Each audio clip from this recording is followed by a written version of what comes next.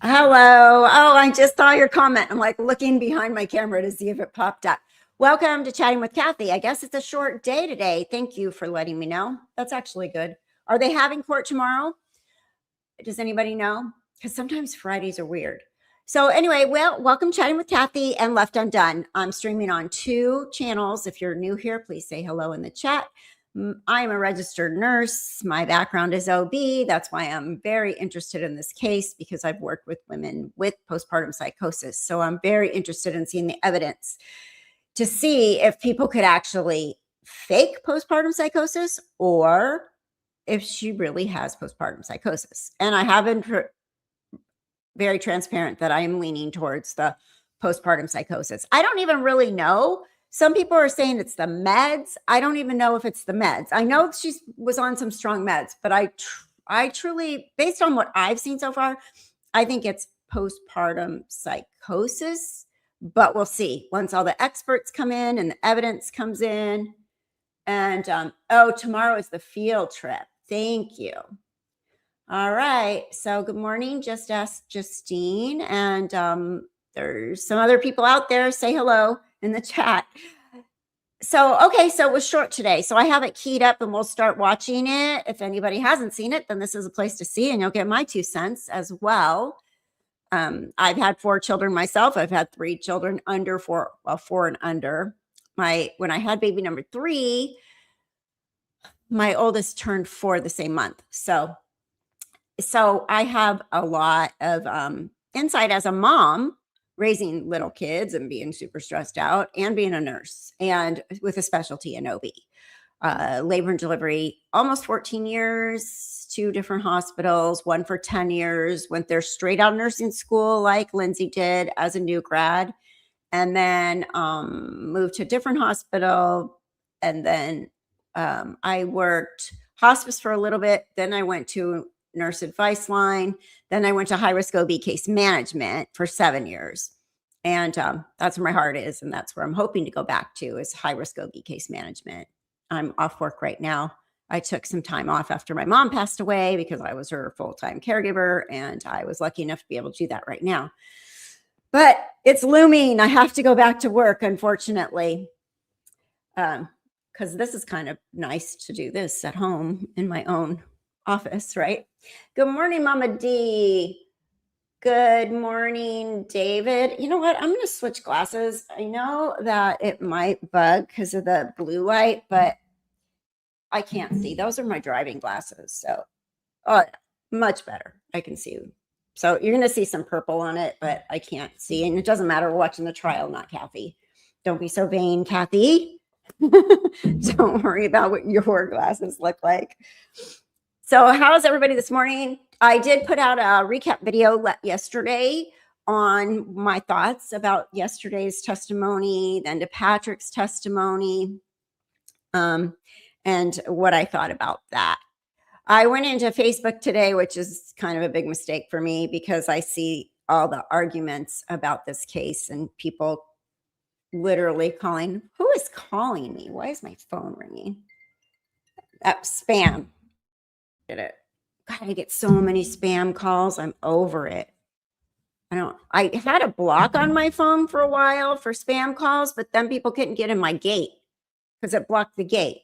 And people were like, I can't get in your gate because I have to push a button to let people in the gate. Stupid. All right. First cup of coffee. I've only taken 1 sip out of it. I'm a little spazzy right now, huh? Okay. Mama D's here, and just ask Justine. Why is that like a tongue tie? And Phil, hello. And David, welcome. Glad you guys are here. Glad you're dropping in.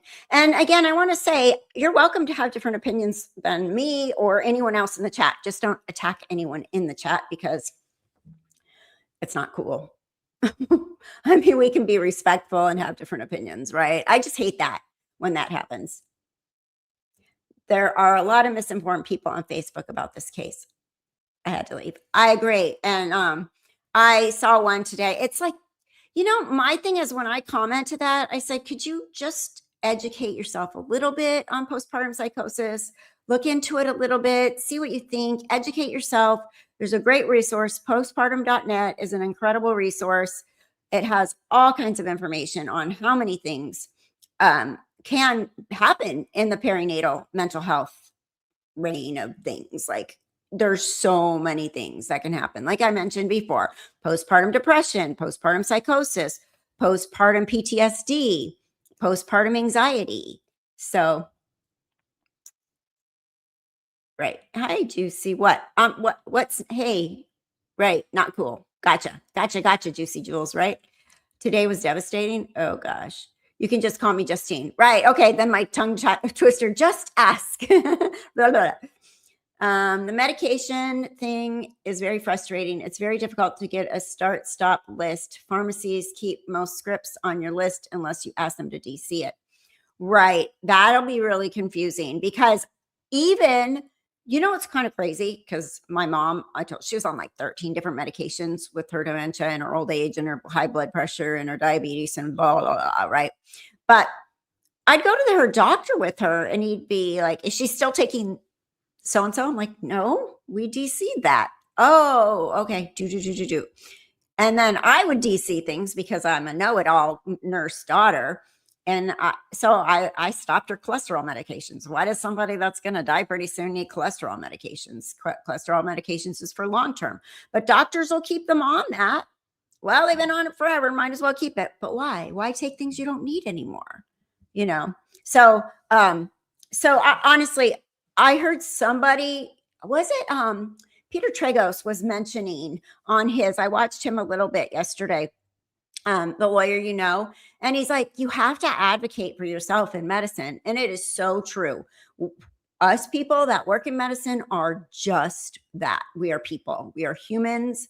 And I feel like everybody needs somebody with them in the hospital. If you have a parent, a daughter, a sister, a friend in the hospital, somebody needs to be with them because things, happen and things get missed and there's questions to be asked. You have to advocate for yourself and for those you love. It's really, really super true. When a doctor sends a new script in and does not add, please DC the other dose, the pharmacy will leave it. They do. And then when you go to get a list of everything, looks like you're taking all of this, right? That's true. It's a good point. I had a mess with, and then when we went to hospice, they had her med list. I'm like, nope, yes, different things. So, and then they added meds and then they changed meds, and it's a full-time job, especially when you're on a lot of meds. And like you said, psych meds take some, there's not one fits all in a psych med. And you have to change it and you have to adjust the dosages and you always start low and then it doesn't work. Then you go move up the dosage and you change things. So it sounds like a lot of what Lindsay was going through was medication adjustments, dosage changes, DCing some, trying something new. And again, like we talked about, psych meds don't work right away. There's an adjustment period, but you can have an ill effect too right away. So there was a lot of that going on with her. And I don't necessarily think the meds were her problem. If this truly is not a premeditated murder, I think it was postpartum psychosis and the meds kind of enhanced that or didn't help that based on her, what was going on with her. Hi, PLM. Welcome. Nice to see you. And also, if you call in and ask for a change to do it due to a side effect, only some nurses will add a note to the file. There you go. And they don't know why, right? If there's no note, they don't know why.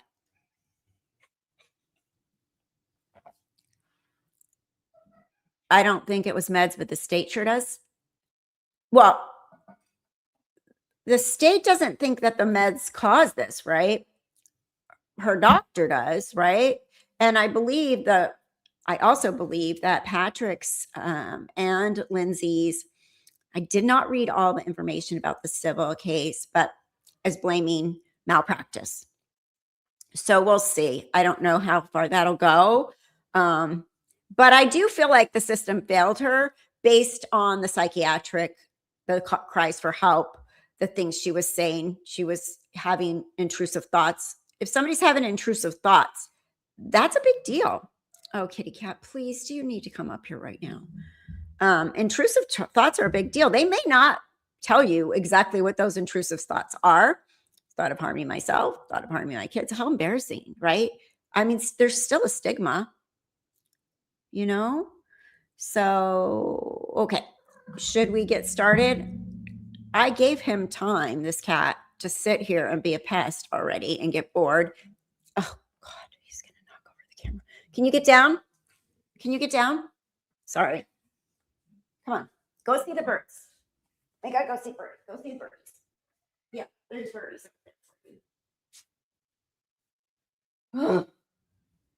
Like having a toddler.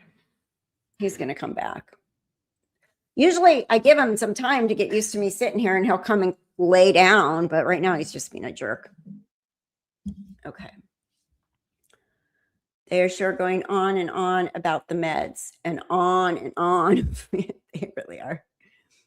And they're also going on about the ones that Patrick had a hold of. And it is, the thing is that they changed her dosages. People do put those aside in a plastic bag. I tell my hospice patients, you want to keep these? You want me to dump them? Because we have a drug buster I keep in my car for my hospice patients, right? And it's just like it looks like a gallon of milk, but like clear, like Clorox or whatever. And so when you dump them, when you dump the meds into the when you dump the meds into the bottle, the drug buster bottle, they dissolve in there. But not everybody has a drug buster sitting around. So you put them aside and you take them to a pharmacy to dump them, or you take them to, sometimes they have those pop-up where the DEA has pop-up places where you can drop off your medications, because you're not supposed to throw them down the toilet or the sink.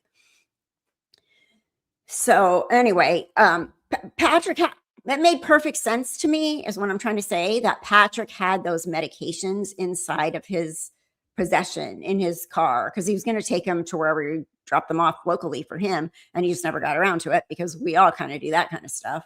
I have a low air tire that I haven't got around to, That's what I just heard that. Thank you.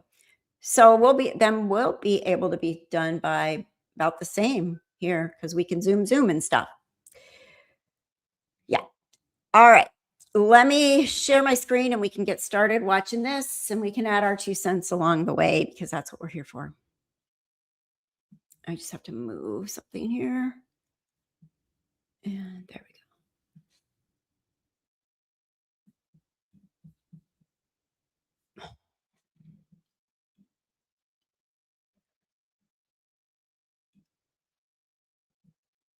All right.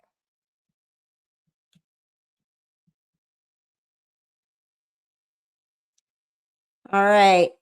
And everybody, thank you for being here. And replay crew, thank you for watching later on. I appreciate you. Thank you, Phil.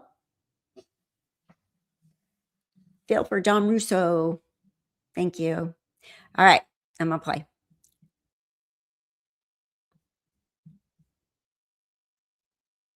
Let me know if there's any audio issues or anything.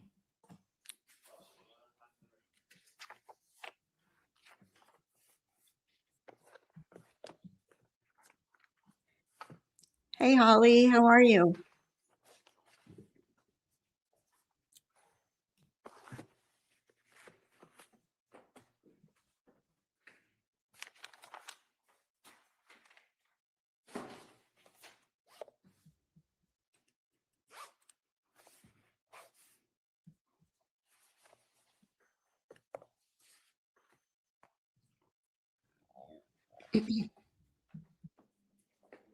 Oh, it really wasn't. It's like sometimes it's just somebody complained to me in my comments. They said the quote audio is really hard here, and then I blasted their ears out. So, but dream.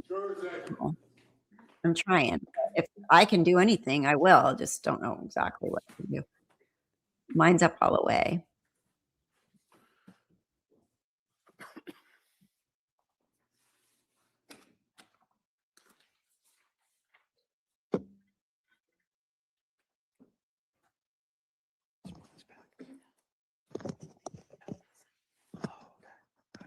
Right.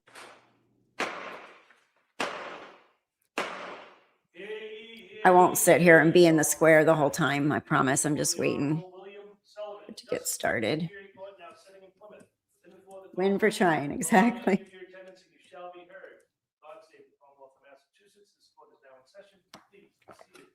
Do we like this judge so far, you guys? Yes, please. Your Honor, Here, before the yay. court today, we have a continuation of the jury trial in the matter of Commonwealth versus Lindsay Clancy. Ms. Clancy is present. She is represented by Attorney Kevin Reddington. The Commonwealth is represented by Assistant District Attorney Jennifer Sprague and Assistant District Attorney Shannon Buckingham. She has a Massachusetts accent. I hope everybody had a nice, restful evening last night. was Thanks for your okay. patience with us. What I'm going to do is I'm going to ask you those questions, make sure everybody was able to follow my instructions. They're going to go over briefly our schedule for today and the schedule for tomorrow. All right. So first, let me get to those questions.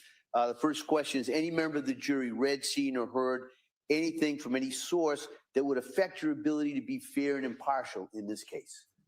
All right. Same for Next me. question: is there any other serious matter of concern bearing on your service as a juror in this case that anybody needs to bring to my attention at this time? All right, good.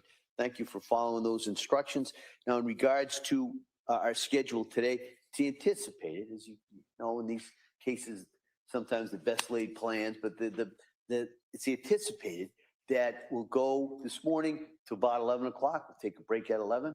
We'll come back.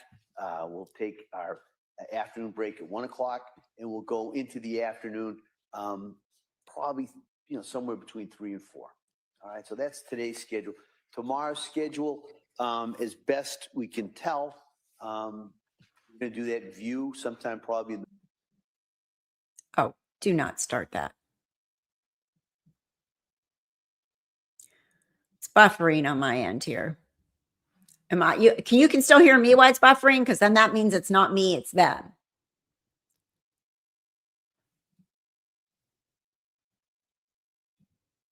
I think I'm still good, right? Because if I start breaking up, then we know it's me. Let me see. Okay, I fixed it, I think. Okay. Just never know if it's me, who the problem child is here, me or them. Okay, perfect.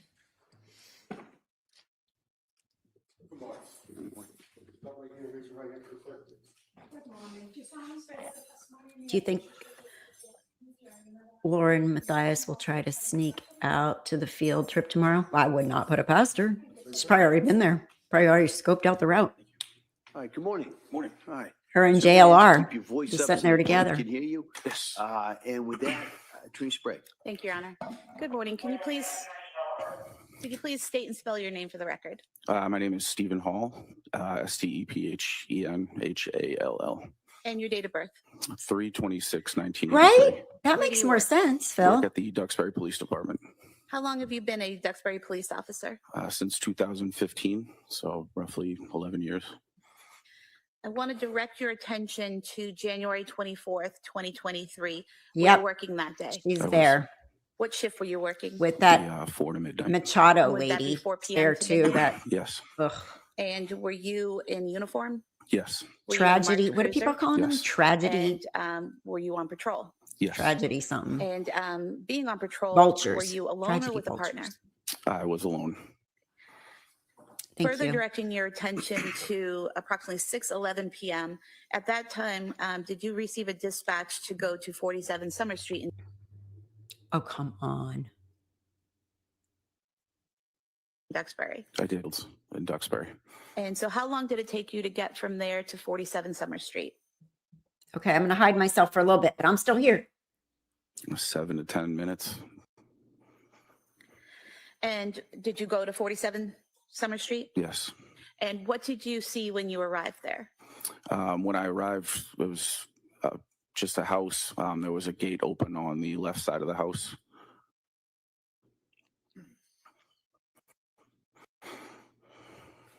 I'll show you a few exhibits that have already been marked. Exhibit 32. I swear it's not me.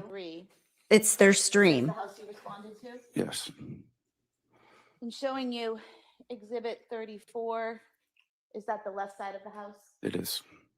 And exhibit 35 is the gate that you went in depicted in this exhibit. It is.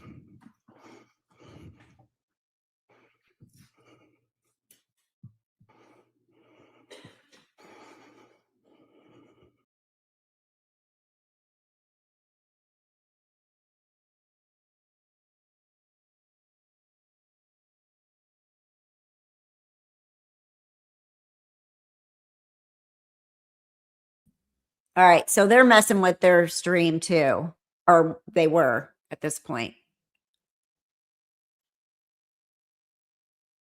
An officer with Duxbury Police. Yes. And so did you both head to that same directions? We both went to the backyard as we were dispatched to. And you said you went to the left, correct? Weather. Yes, we heard a male voice calling for us on the left side. So And that's where you headed? yes, Okay. And did you encounter a male in the backyard? yes, And did you later learn his name was Patrick Clancy? I did. What was his demeanor? He was upset. He didn't know what was going on. So And did you see anyone else in the backyard? no, Did you see anyone on the ground? yes, And who was on the ground? Miss Clancy. Is that Lindsay Clancy? Yes, And do you see her in the courtroom today? I do. Could you point to her? No issue with ID, Your Honor. Record may reflect. The witness has identified the defendant. Thank you. Where was she positioned? She was on the ground if you were looking at the backyard on the right side.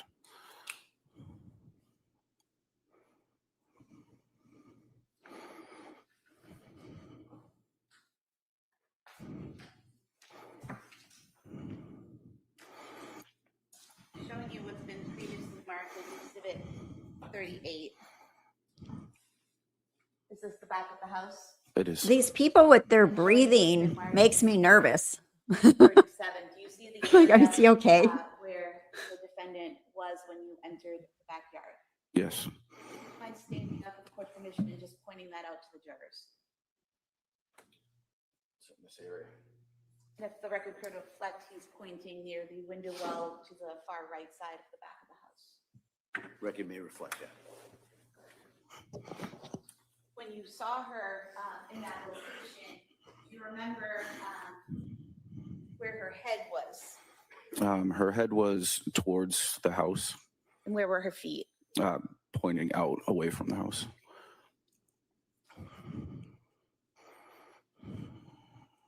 Are you trained in first aid as part of your job? Yes. And do you carry equipment with you in case you have to provide first aid to someone? Yes. When you saw the defendant on the ground, did you go to her and observe any injuries? She had cuts to both wrists and to the left side of her neck. The cuts to her wrists, were those actively bleeding when you saw them? No, they were not. When you saw the cuts to her neck, were those actively bleeding? No. Did you, based on your training and experience, feel the need to provide any medical care to those cuts or use any of the equipment you had to tend to those cuts? Not at that time. Was she conscious? Semi-conscious, in and out of consciousness. And what As far as like the cuts go, I'm still really interested in that. And I didn't see that picture you were talking about, PLM. But if she didn't hit an artery, right? I mean, we do have clotting factor. So if they were not, I would think you'd have to hit just like, yeah, you can bleed a lot with the venous blood, but just like when they draw your blood, they're drawing it through a vein. It stops, it clots. So I'm thinking that might have gone on somehow. She got to the point where it wasn't an artery and it clotted, which is most likely what happened. You can have a pretty good cut and still clot. Let's see. I thought you had to get off slowly. It depends on, it really depends on how long and what the med is. If you taper slowly, if you've only been on it a little while and it's not working and you're having side effects, no, slowly get off of it because it's, benefit risks, right? if the benefits of staying on or tapering slowly outweigh the risk of the allergic or the adverse reaction, that's what they're going to kind of decide. You know, again, it's not perfect. It's like a recipe. Let's try a little this, try a little that. No, didn't like that. You know what I mean? She was most likely on low dose. Several psych meds at a low dose can just be stopped. Exactly. Right. What with me they did, with Lindsay they did not. That's why I was asking. Yeah, no, and everybody's different. It just depends, right? And how long. Prosecution goes on and on about the superficial cuts, and I feel so bad for this guy. He's clearly shaken about this tragedy. I noticed the prosecution doesn't bring up the fact that she took medication. It is documented that she had peak levels of Seroquel and Remeron in her system, her tox screen. They don't bring that up. I have not heard them bring that up at all. So to me, she did three things. She took some meds, and then she cut herself, and then she jumped out the window. I mean, 3, that's kind of a lot to fake a suicide. This case, I'm telling you. Okay, let me go on. What was she doing that gave you that indication? She would wake up and move around and then kind of just go still again. And when you say she would move around, what parts of her body was she moving? Just her head, really. Was she able to speak to you? She wasn't, no. Was she making any sounds? She was just like, it sounded like, you know, she was in pain. So something like moaning or something like that? Yes. While you and Officer Josephine are there, do other first responders, such as firefighters, start to arrive? Yes, they started to arrive, and I went to the to gate to direct them where to go. And how did you know they had arrived? You could hear the sirens. So you heard the sirens and went to the gate to tell them to come to that side? Correct.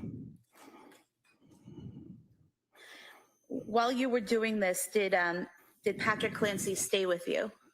At one point, he went inside to say he was going to check on his children. And did you see what entrance he used to go into the house? He went towards the backslider.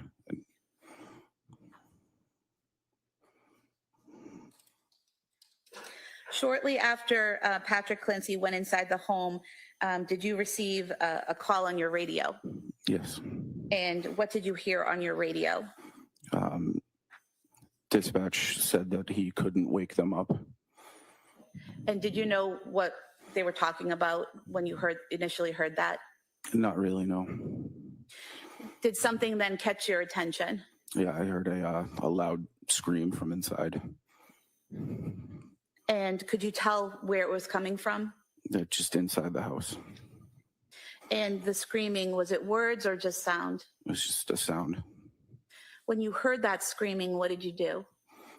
Myself and Officer Josephine ran towards the slider and entered into the house. And when you entered into the house, do you remember what room you entered into? Into a kitchen. And when you entered into the kitchen, could you still hear that screaming? No. We could hear he was talking, but there was screaming was done. When you said he was talking, who was talking? Patrick Clancy. So you could hear Patrick Clancy talking at that time? Yes. And could you tell where he was? Yes, he was in the basement. And did you head to the basement stairs? Yes. Showing you what's been marked as Exhibit 41. Morning, Lori. Nice to see you. Yes.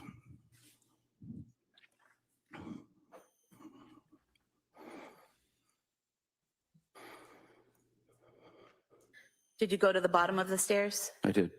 Once you got to the bottom of the stairs, is it accurate that you either have to go right or left? Correct. Which direction did you go? We heard Patrick Clancy talking from the right, so we went in that direction. Could you hear what he was saying? Do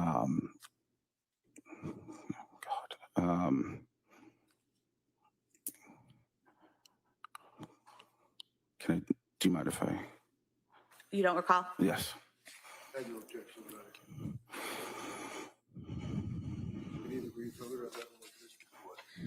Do you recall him saying, I can't wake them up, I can't get them up? Yes. And do you remember his demeanor as he was saying that? He seemed very upset. What did you do in response to that? He came from a back room, so we ran into that back room.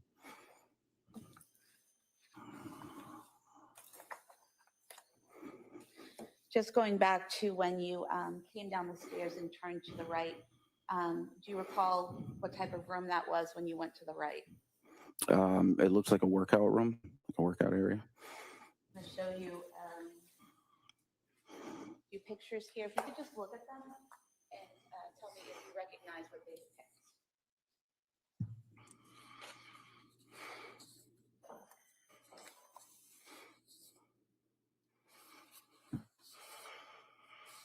Yes. And do you recognize these to be photographs of that workout room that you entered into when you went to the right? Yes.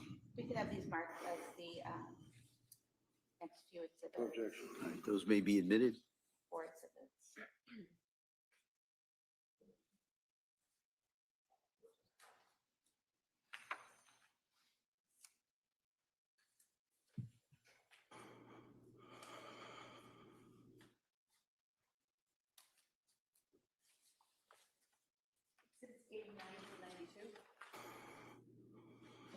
Sir, showing you exhibit 89. Is that the view when you first come down the stairs and turn to the right? Yes. And then showing you exhibit 90. Are those exercise bands there tied to the closet door? Yes. 91, just a close-up of that, correct? Yes. Then 92, what are we seeing in this photograph, sir? That was the back room that he seemed to be coming from. That Patrick was coming from? Yes. You also looked at 2 photographs from that room of those fair and accurate depictions of how the room looked that day. Yes. We could have these marked as the next 2 exhibits, please. All right, they may be admitted.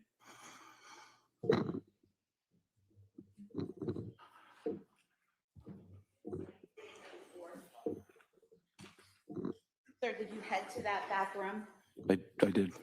And what did you see when you got to that back room? Just past the door on the left side, there was a body of a young child. And do you remember what position the child was in? He had his feet towards the door and his head towards the wall. And was he on his back or his stomach? Or... He was on his back. And do you recall what he was wearing? He was shirtless. I believe he was just in a diaper or underwear of some sort. And showing you Thank you. exhibit 93, if you wouldn't mind just pointing out where you saw his body. Record reflect he's pointed to the area of the yellow exercise band. It may reflect that. And sir, that yellow exercise band, did you see that in that position when you saw the body of the child on the floor? Yes. Exhibit 94.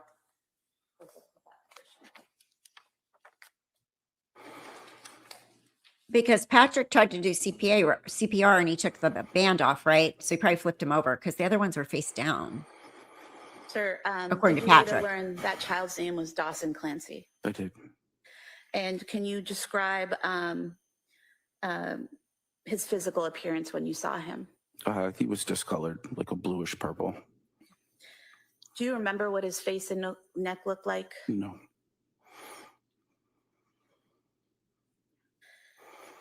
What happened next? I called for paramedics to come to the basement. I also called for a supervisor, and Officer Josephine picked up the child, and we ran him outside through the front door to the ambulance. And did you do anything after that, after giving Dawson to EMTs? We ran back down into the basement to check to see if we could find other children. And what made you think there were other children to find? When Patrick Clancy said, well, I can't wake them up, instead of just a singular. And so when you went back inside, did you go back down the basement stairs? Correct. And this time, did you go to the left? Yes.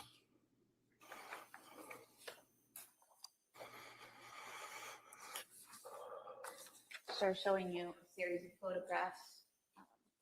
You could just tell me if they clearly and accurately reflect how the left side of the basement looked on January 24th, 2023 when you went in there. Right, just for the record, they don't need to lay a foundation. I agree to the photographs, no objection to any of them, so we don't have to go through all the All right, foundations. thank you. All right. I agree. Yes. I didn't even listen to anybody describe the 911 call. I'm glad I'm not there for that. I don't even think I would have stayed in the courtroom for that. That would have just been too much. I can't even imagine 3 children. Like, it had to be so horrible. I don't think I could stay. Hey, Bella Italian. Welcome, welcome. Glad you're here. I know. I saw somebody posted like a sort of a transcript. I just went right past it. I'm not, I don't want to know. I don't want to see it. We know what happened. You know what I mean? That's enough. Just the devastation of what happened. Okay, let me turn him back on. Could I just mark this the next exhibit, please?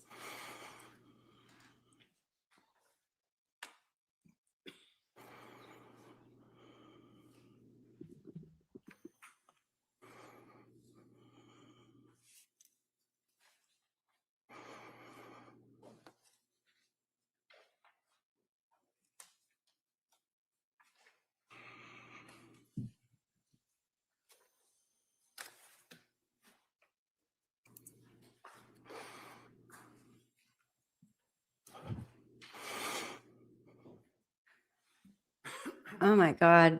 Nobody wants to relive these kind of moments. Horrible. Exhibits 95 and 102. Thank you. Oh, thank you. Sure. Sir, showing you what's been Thank marked you. as Thank Exhibit you. 95. Appreciate that.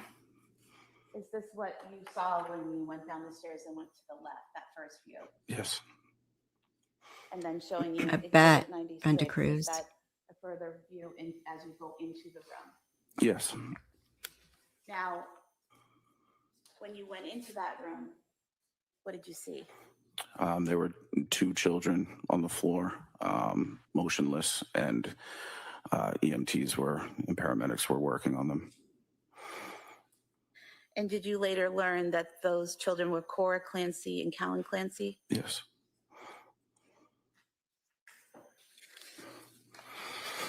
Did you do anything to assist the medics at that time? Excuse me. I asked if they needed any equipment. And did they ask you to get some equipment?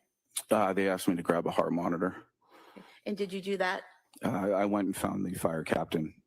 All right, just to interrupt, since you asked the question, is your co-host? Yeah, my co-host is right under on the floor. He's considering coming up here because here he comes. He heard you.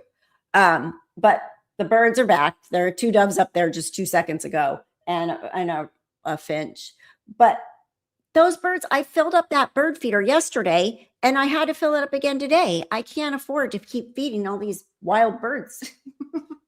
They're eating too much. When it was just the finches that they took their time, it took me like a week to refill it. Mama D, this is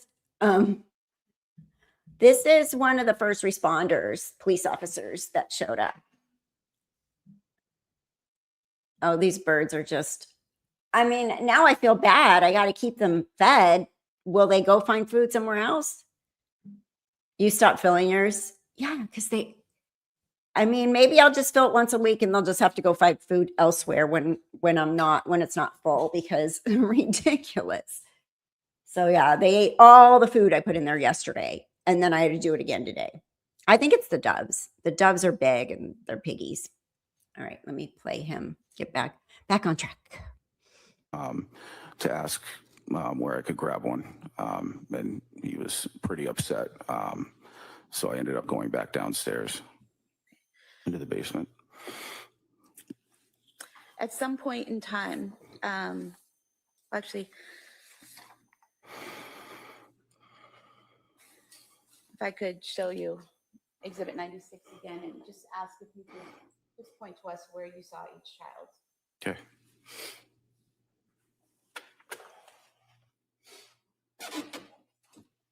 Yeah, I heard they could bring rats and squirrels, Just for the so record, haven't seen anybody yet you other photo than the 2 was, birds. in between the blood stain and the black exercise band. Is that correct? Correct. And then the second area was over toward in front of that small nightstand or some type of shelving unit. Yes.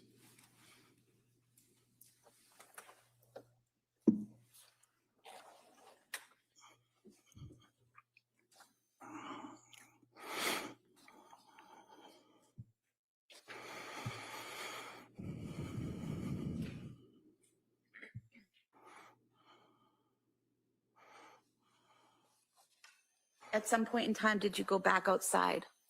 Yes, they stated they need an officer with Lindsay Clancy. And I'm going to show you a photo here outside near that window well that's towards the right of the house. Is that where Lindsay Clancy was, where that medical debris is? Yes. And just showing you another photograph. Is that just showing further to the right in a broader area of that same scene? Yes. I could have the close-up mark as the next exhibit and the broader photo as the All following. right, they may be admitted.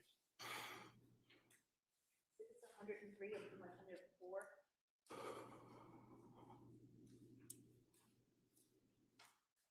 While you were out there with the defendant, were these medical staff, paramedics treating her? Yes. And did you happen to look up? Yes, I did. What did you see when you looked up? There was an open window with blood marks around the window.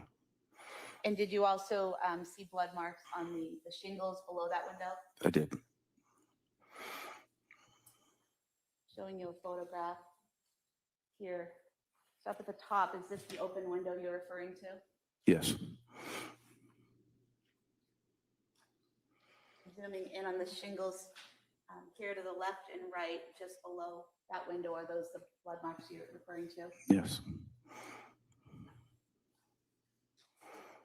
And here in this photograph, you had mentioned blood marks on the upper window. Is that what you're referring to? Yes.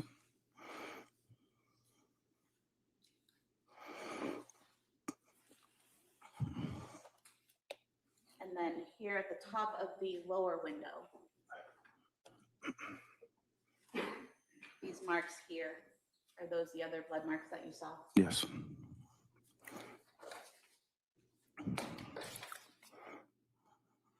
If we could have these photos marked as the next exhibits. All right, they may be admitted.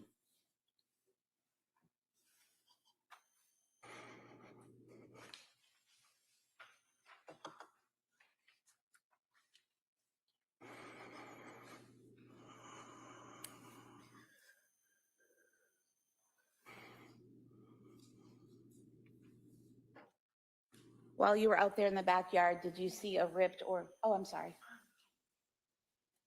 105 through 108. While you were outside, did you see any ripped or torn screens on the ground? No.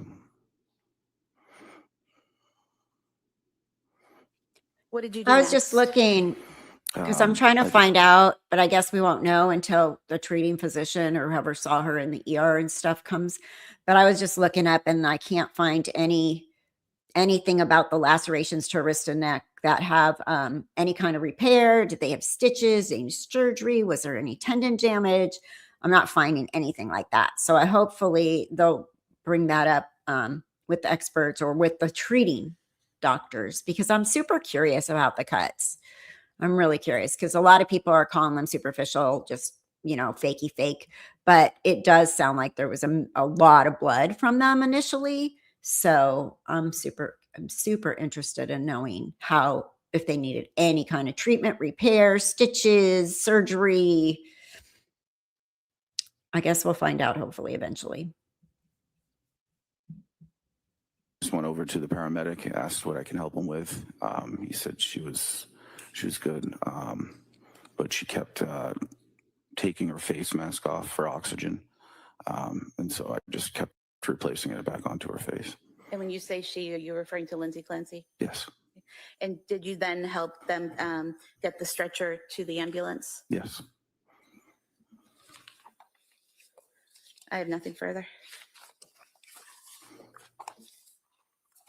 All right. Reddington?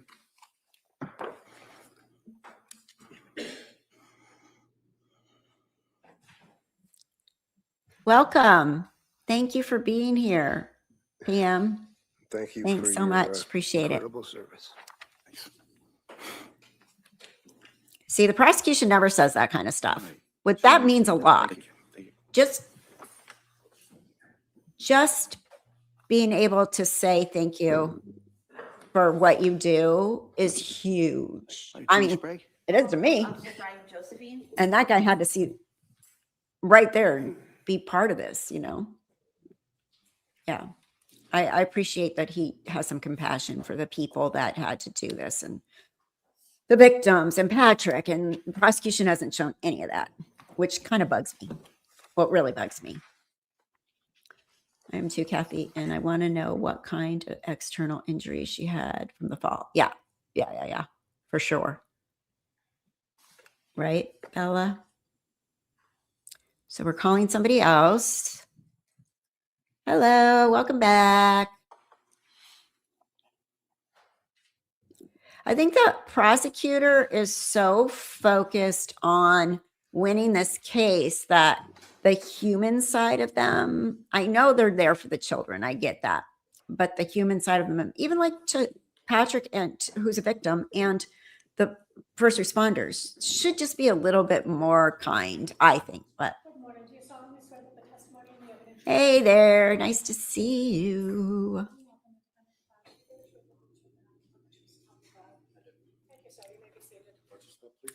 Love for me to do a video about my flight attendant Good days. morning, sir. I will if you will. Back in the 80s, they're pretty wild days. Good morning. Right. Could you please state and spell your name for the record? Brian, Brian, Josephine, Josephiane. And what's your date of birth, sir? June 13th, 1990. And where do you work? I work at the Duxbury Police Department. How long have you been a police officer? I started there in April of 2020. And did you work for the Plymouth Police before that? Yes, I did. And how long did you do that? Almost 5 years. What is your current role? I am patrol officer. Back in January of 2023, what was your role with the Duxbury Police Department?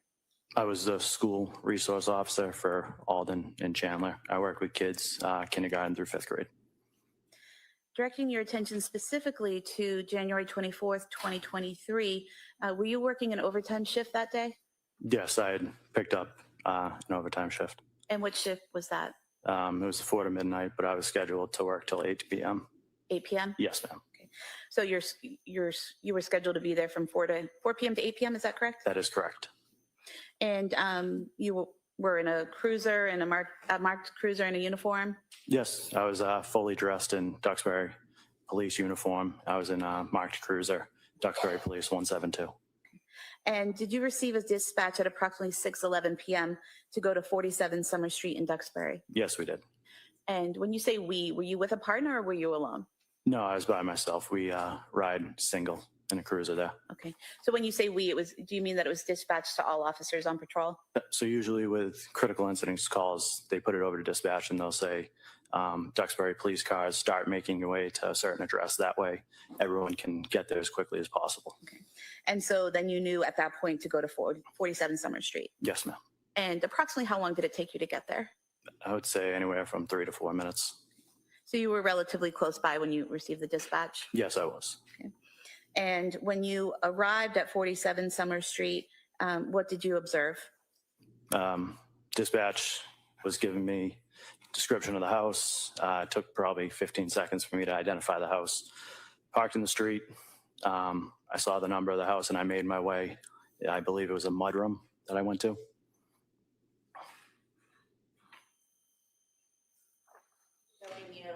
Exhibit 33, when you say the mudroom that you went to, did you actually go inside of the house or did you go to the door to the mudroom? I went to the door to the mudroom to check if that was unlocked so I could make my way to the back of the house. And is that door depicted in this photograph? Yes, it is. And is it the door to the left of the garage? Yes, it is. And was the door locked or unlocked? It was locked at that time. Dan, Maria, I do appreciate, thank you for giving your opinions. I do like having people have opposite opinions.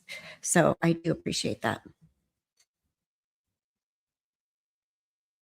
So what did you do next? I radio dispatch just for confirmation. No echo chamber here. I've been in too many chats, web sleuths, who become a web echo chamber, and if you have a different opinion than them, they block you and silence you and call you out. It's so mean. So I appreciate anyone here that has a different opinion. Please go ahead and speak up. We're nice. Of where that party we were trying to get to was located. They told me it was around back of the house, so I tried to make my way that way. And when you went to the back of the house, how did you get there? Well, referring back to the picture where the car was parked, I went to the right side, and I went around the garage. There was a fence, and I went over the fence, I believe. So showing you Exhibit 33, again, you went by these cars and around the house to the right. Yes, that's correct.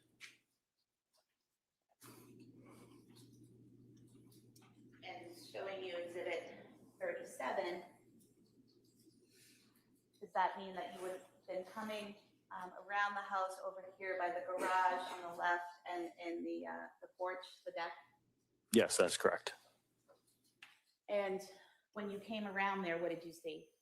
I made my way. I observed two parties, one lying in the ground and one standing over it.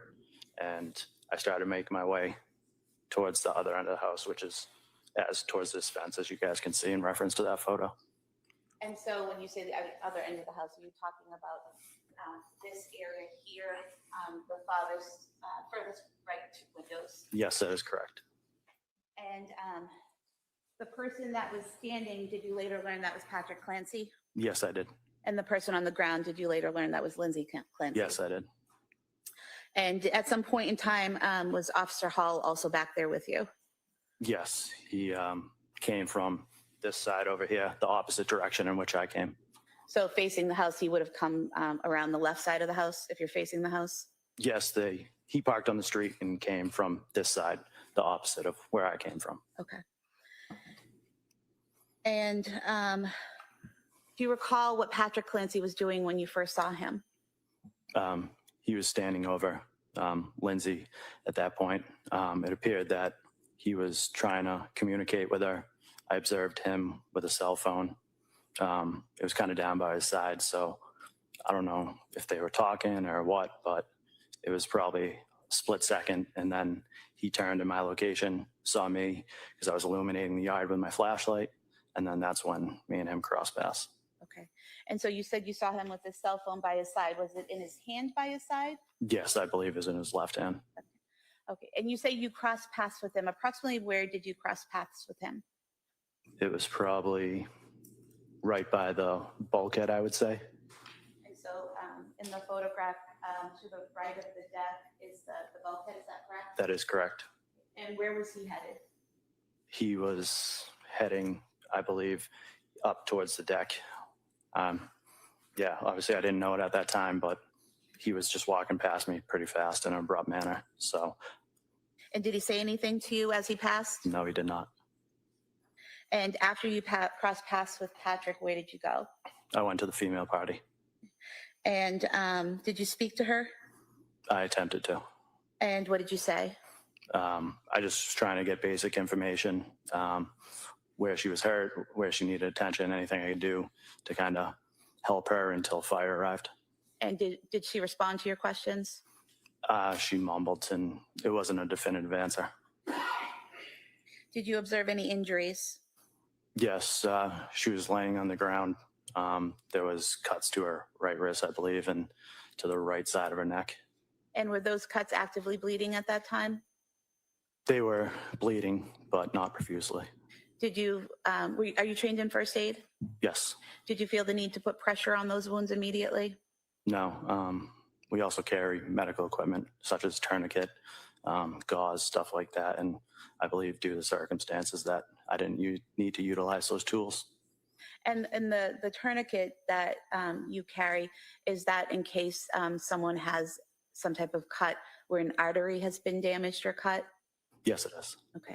And you're trained to recognize when it's something serious like an artery spraying blood everywhere versus a cut that Yeah. doesn't need a tourniquet? Yes, we are. Okay. And you didn't see the need for a tourniquet? I did not know.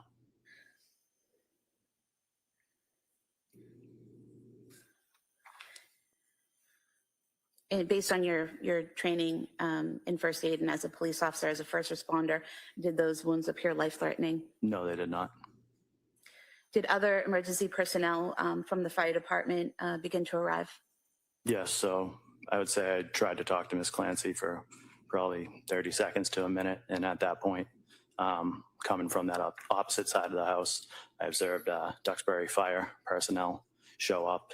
And our protocol is to kind of turn the medical over to them because they're more highly trained than we are. Okay. And at some point in time, do you hear something? Yes. What do you hear? Myself and Officer Hall were standing by that window and we just started hearing loud screams. And what did you do when you heard those loud screams? We immediately were trying to figure out where they were coming from. I'm not sure if dispatch or something came over the air and said something about the basement, but we both just started making our way back towards the deck part of the house. Did you go in through the sliding glass doors? Yes, we went up the deck and through the sliding glass doors into the kitchen. And did you then head to the basement? Yes. Okay. And could you hear any sounds coming from the basement as you entered the kitchen? Yes, it was the exact screaming that I heard from the window. And did you go down the stairs to the basement? Yes, we did. And did you see anything as you went down the stair after you went down the stairs? So we went down the stairs and there was a picture at the bottom of the stairs, I believe, of Lindsay and Patrick. And the basement splits off into two, a right and a left area. And the screams were coming from the right area. So that's where we directed our attention to first. Okay. And did you see Patrick? Yes. That right side opens up and it's like 2 rooms, I believe. So we went into the first room, which was kind of dark and there was some cluttered stuff around and Patrick was in that back room at the time.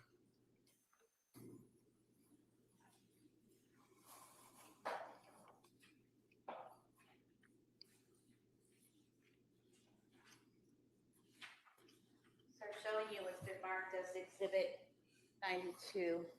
Is that the doorway into that back room? Yes, it is. And then Exhibit 93, is that the inside of that back room? Yes, it is. And do you recall what, if anything, Patrick was saying as you encountered him? Upon his observation of us. All right. I just wanted to look up how trained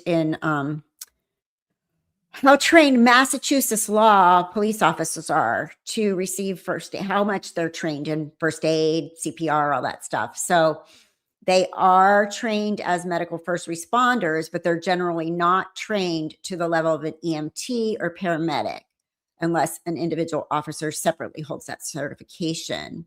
So they're more than a layperson, first aid, but not automatically any kind of advanced life support or anything like that.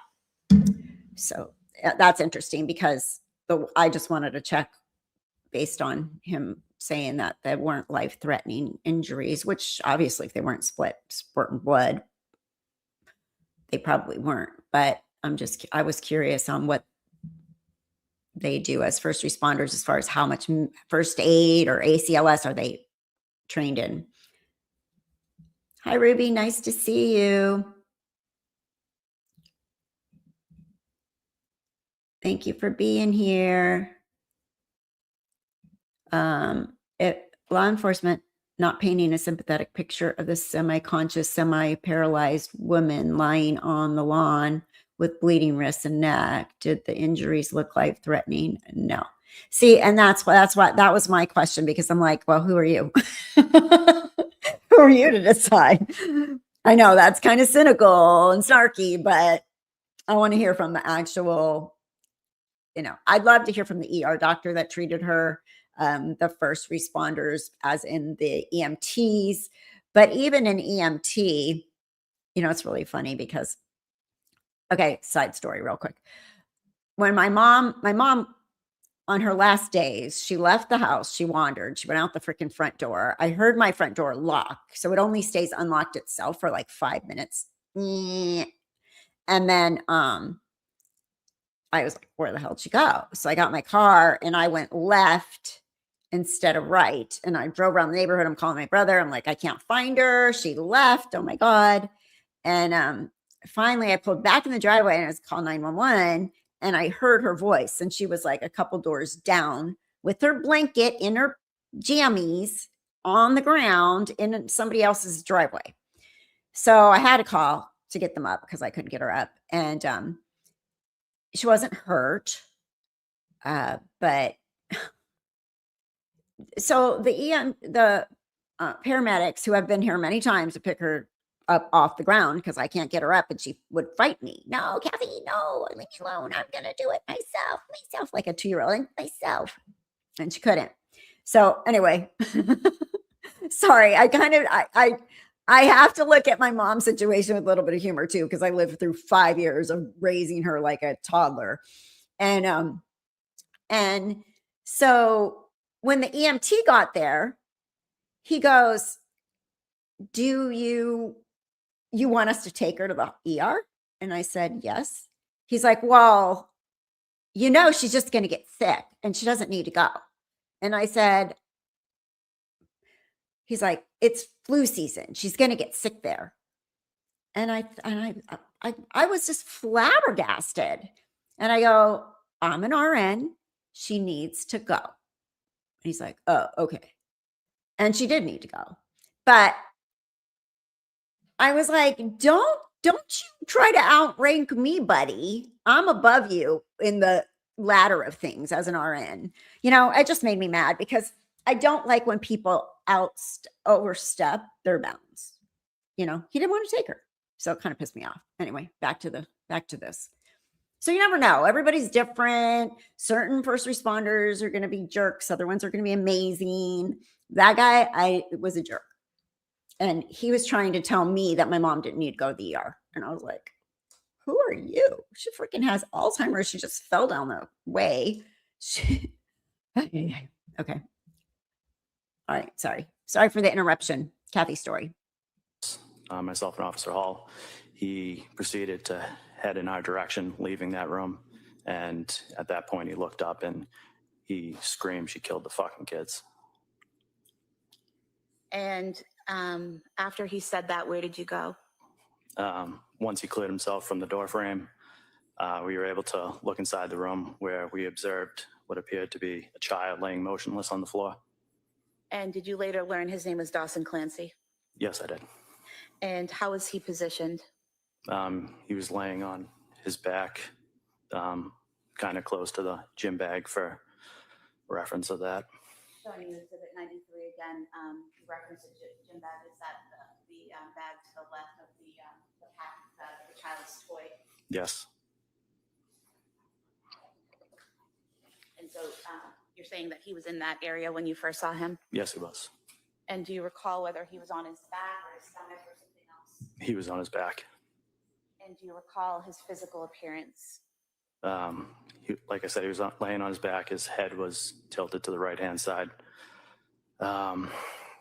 Looked at him kind of in the face area once we got closer, and his face was white, gray, lips were blue, eyes were bloodshot. Looked like blood vessels were popped in his eyes. Did you notice any injuries to his neck? Seeing that, my first instinct was to kind of grab his head and tilt it to the side, see if I can get a pulse. But I mean, based on my training experience from previous incidents, I knew it wasn't going to be good. So I moved the head. That's where I observed some red marks on that right-hand side. Of the neck? Yes. And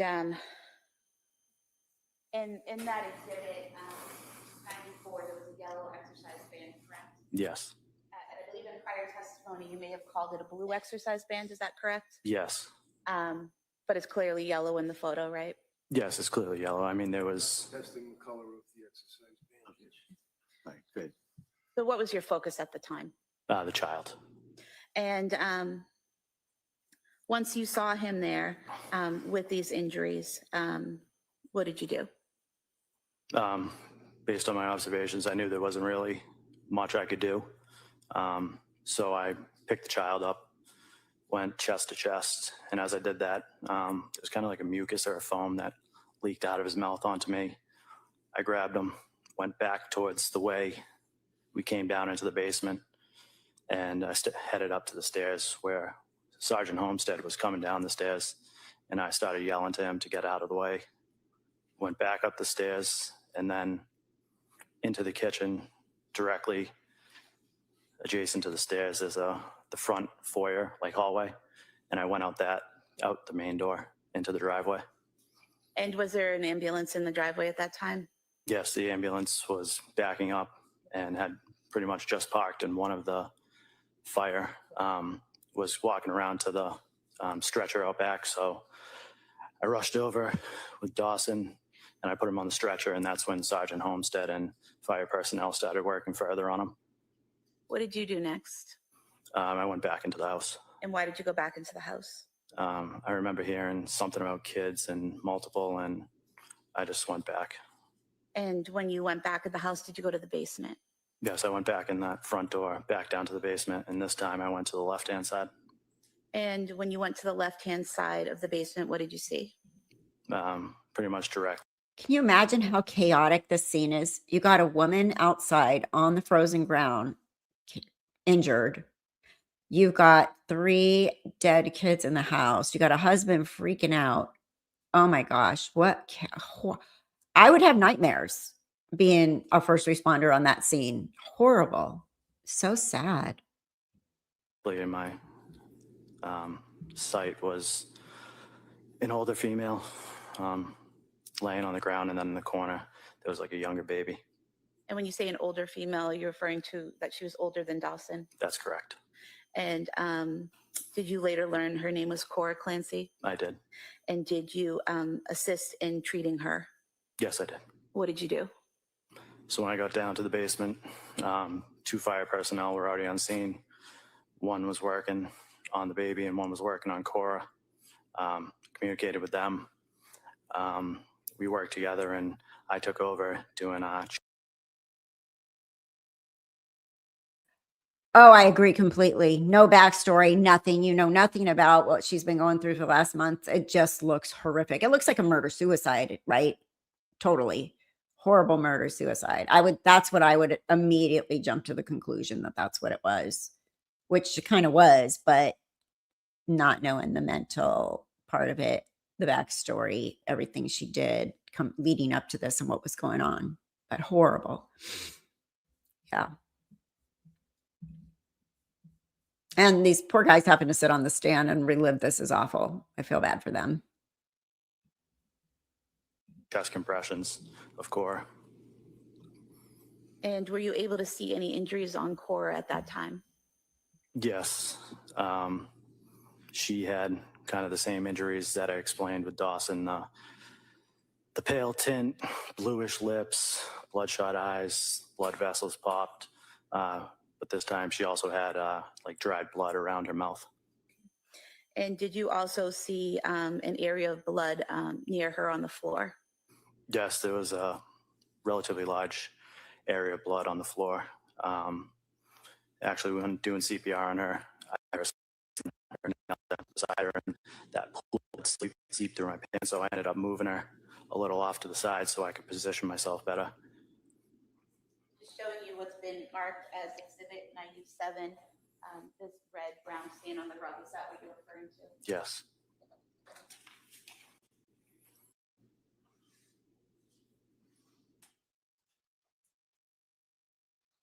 While you were doing chest compressions on Cora, what was the firefighter doing? The one that had previously been attending to Cora then went to the child that was in the corner. And eventually, was Cora put on a stretcher and brought out? Yes, eventually. I think the baby was brought out first because I think they mentioned at some point they might have found like a faint pulse or something like that. So they got him out first, and then we were able to get Cora up. So that entire time while you're in the basement, are you still giving chest compressions to Cora? Yes. Yeah. I mean, I love that some communities now have a crisis team, a mobile crisis team, mental health mobile crisis team. I think that's huge because the police officers, they call them to come in these kind of situations, or not these kind, but situations that obviously involve mental health issues. And I think that's a big deal. I've heard more and more about it. I know Huntington Beach, where I used to live, where my kids live, does have that now.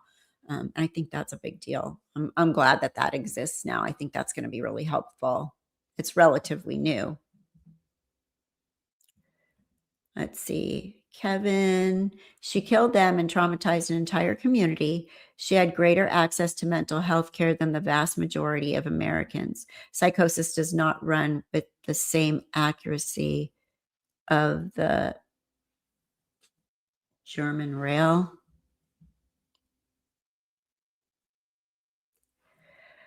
I don't know. She's just a nurse. Being a nurse doesn't make anybody above having any kind of mental illness or having access. You work for somebody, you have regular insurance just like anybody else, unless you have like Medicaid or Medicare. But I don't know why she would have more access than anybody else just because she's a nurse. I don't have more access than anybody else, and I'm an RN. So I don't understand that. But thank you so much I do appreciate your comment though, because I do understand she killed them and traumatized an entire community. It had to be horrible, horrible for that. Everyone, the community, the neighbors, her family, everyone. felt like forever, to the point where I think I radioed for assistance for another officer to come down. And did others come down to assist? Yes, Officer Cahill came down to further assist, where I continued with chest compressions, and he used a bag valve mask to give rescue breaths. And a bag valve mask, is that something that goes over someone's face, a mask that's attached to a bag and you squeeze it to give air? Yes, it's an alternative breathing apparatus. At some point, do you go back upstairs to the first floor? Yes. And do you encounter Patrick Clancy when you go upstairs? Yes, so when they removed Cora, myself and Officer Cahill went back upstairs, where I encountered Mr. Clancy in the kitchen. And what was his demeanor in the kitchen? He was still frantic, kind of in shock, still screaming and losing himself. And I think at that point, I don't know, one of us requested that we get an ambulance for him as well. Thank you, sir. Nothing further. Attorney Reddington? I'm sorry, I have no questions. All right. Thank you, sir. Lisa. Thank you.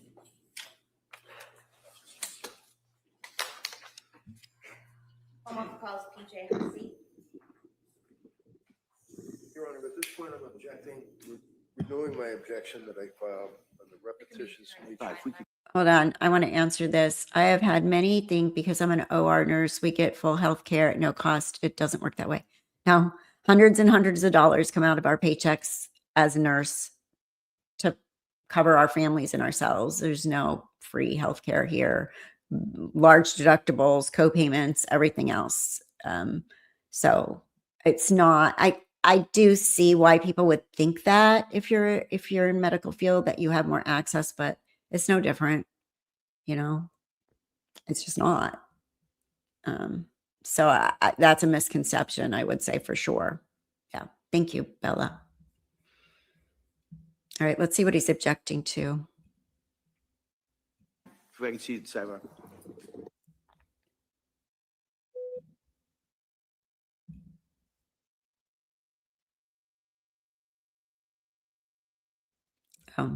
Let's see, how long is the sidebar going to last?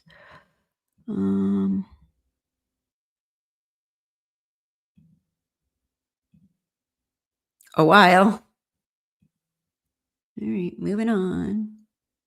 Moving on.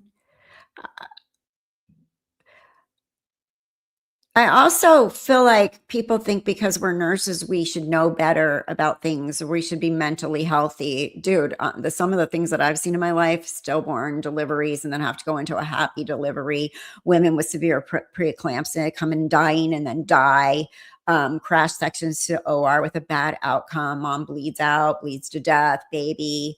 There's so many things that we have to go to work and see and have to compartmentalize too. And we're only people. We're only people. And she's only a person, and she has just as much risk to become ill, mentally ill or whatever, as anybody else. And postpartum psychosis is a real thing. So I still understand everybody's point of view. And I still really, truly want to stay. I'm leaning, I can't lie. I am leaning to the postpartum psychosis, and even more after yesterday's testimony. But I really think that there's a misconception and lack of knowledge and lack of education and lack of understanding at over mental health totally anyway, just period. But perinatal mental health needs so much more awareness.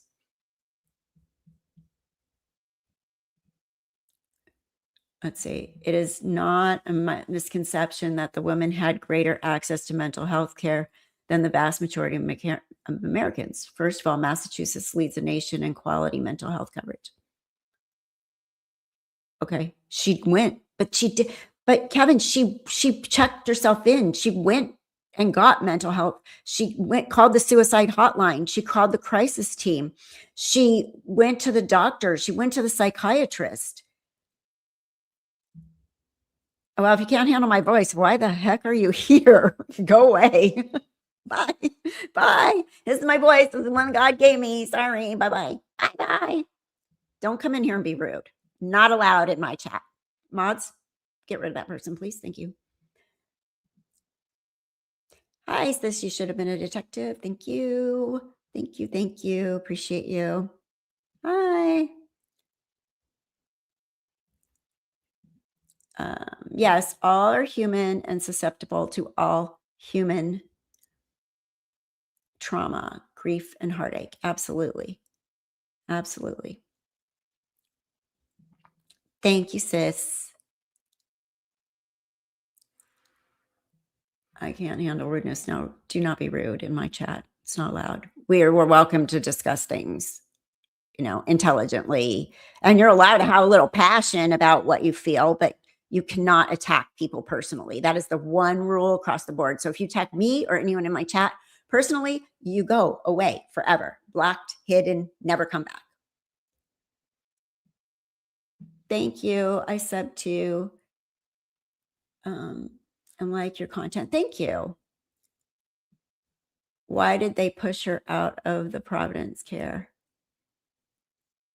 You mean when she was in the inpatient while she would, again, and we have some experts on mental health in our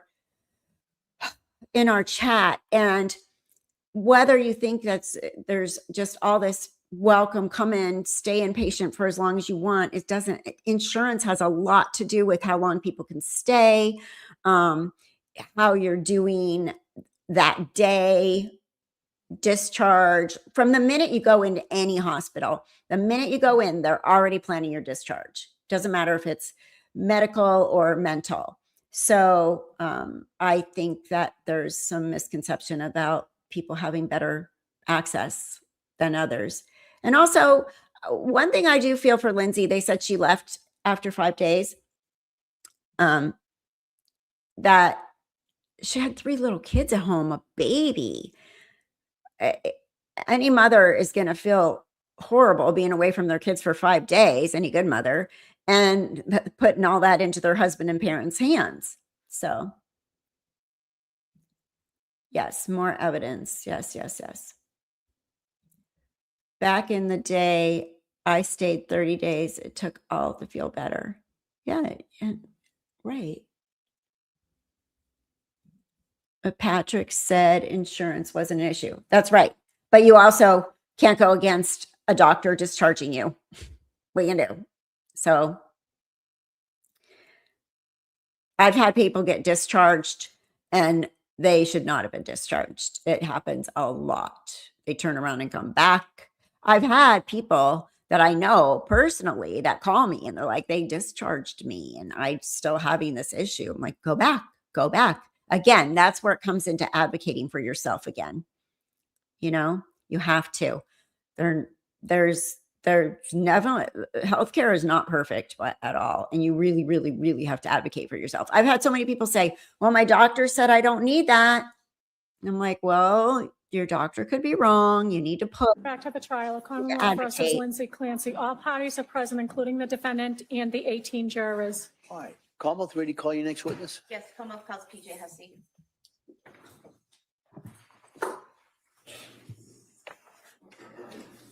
severe withdrawals from Cymbalta that my doctor described was worse than heroin withdrawals. Oh God, that must be horrible. Good morning. Do you solemnly swear that the testimony in the evidence you shall give to the court and the judge? Sorry, I want to cover some of your comments still. Shrilla's, but what about Patrick's accountability? Lindsay told him she had thoughts of harming the kids. Why didn't he protect them instead of brushing it off? Yeah, I agree. If somebody tells you, again, advocate for that person. She's going to the doctors and stuff. She's seeking help. She told you she's having thought of harming the kids. I do. I mean, Patrick is a victim, but again, hindsight's 20/20, but odds are she shouldn't have been left alone, even if it was a good day. I agree with you on that. It's like 3 days here, they kick you out here years ago. Yeah. And again, there's an observation phase that insurance covers, but once you get past the observation phase, you need your insurance to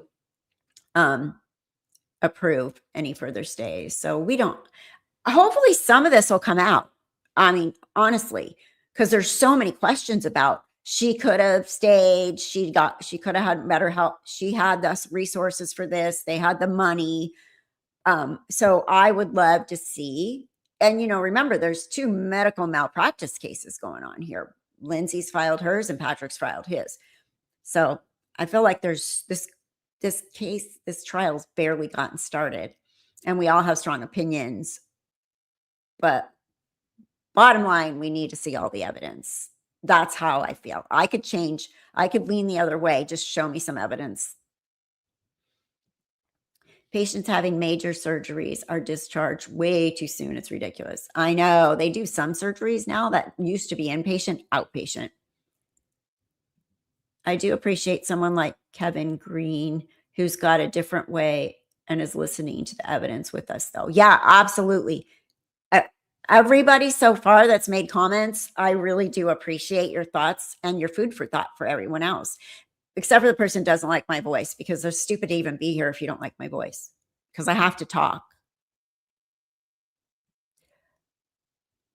It was over for the day, but we started late because I live on the West Coast.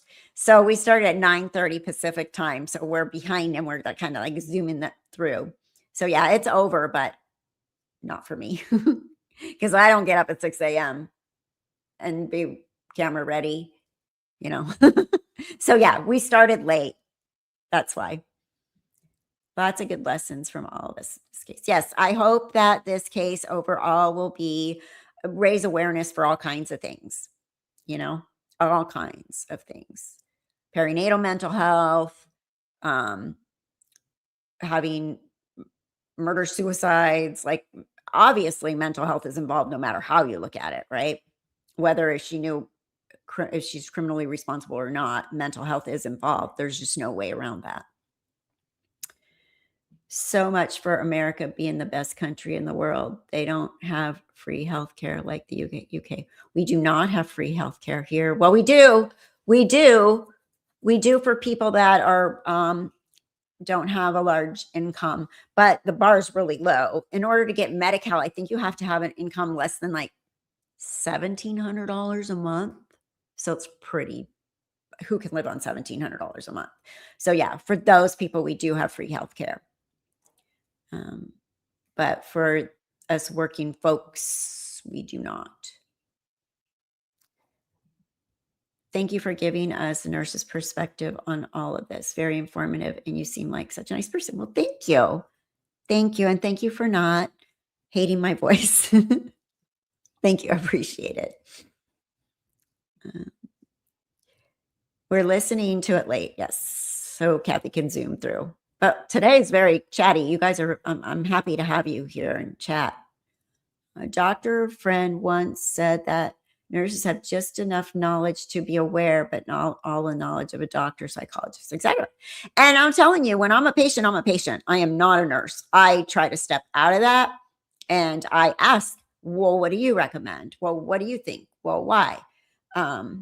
I'm not running the show. I don't think I know everything. And depending on what's going on, that's out of my scope because we have certain scopes that we've worked in, right? I've worked in OB mostly and hospice.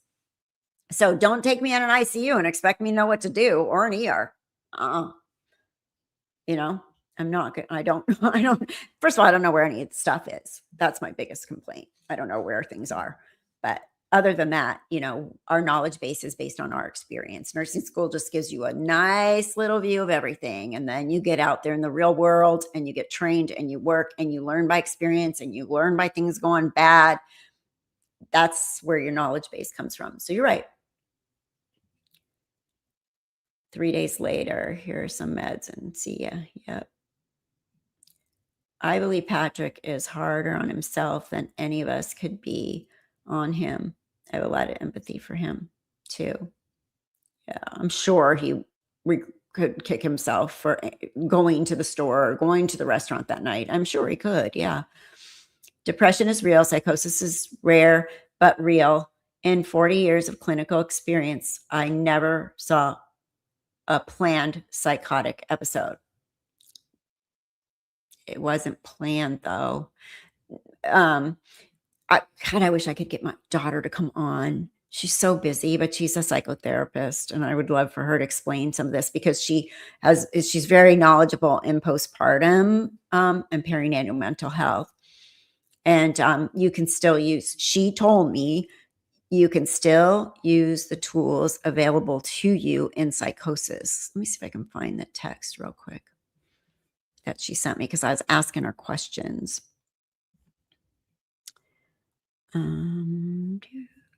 Sorry, here we go.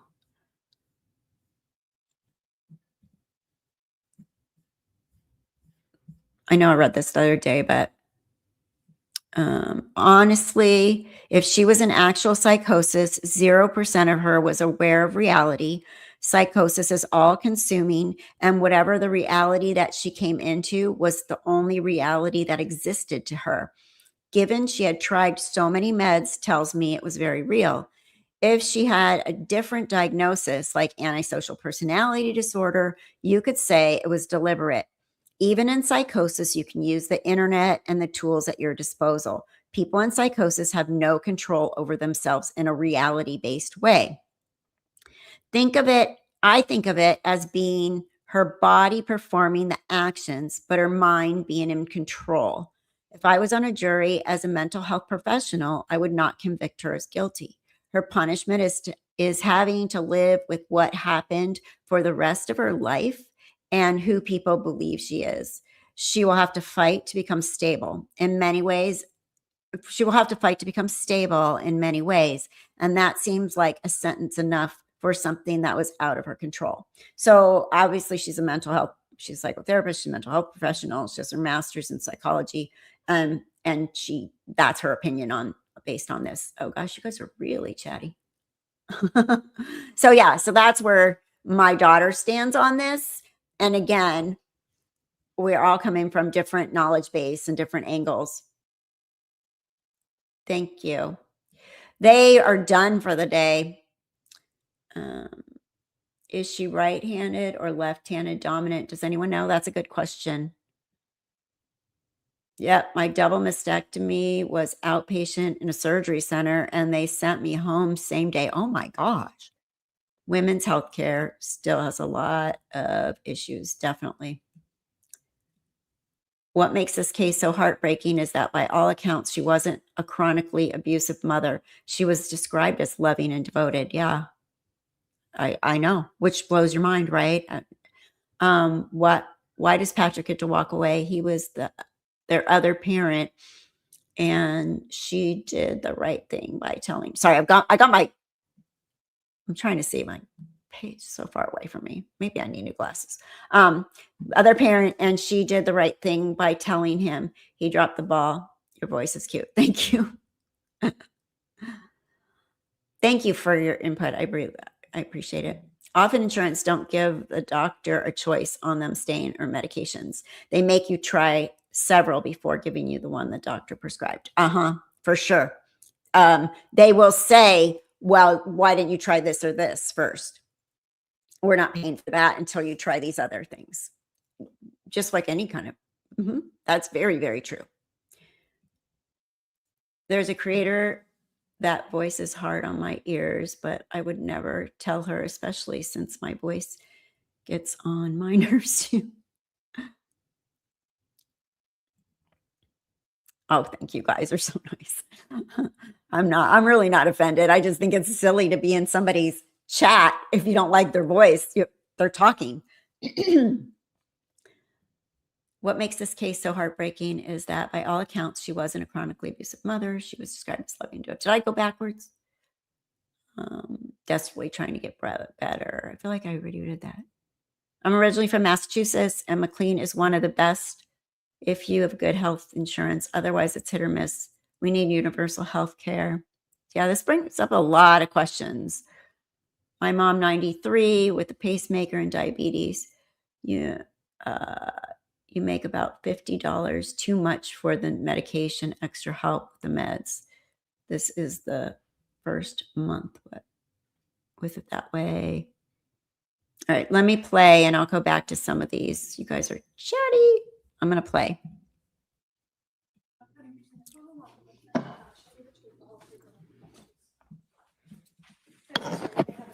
Watch your step, please. Hi, good morning, sir. Good morning. If I may. Yes, please. Thank you. Good morning. Could you please state and spell your name for the record PJ Hussey, Hussey, and your date of birth? 5/5/1963. Where do you work? Duxbury Fire Department, And how long have you been a firefighter? 32 years. Are you also a paramedic? Yes. What's the difference between an EMT and a paramedic?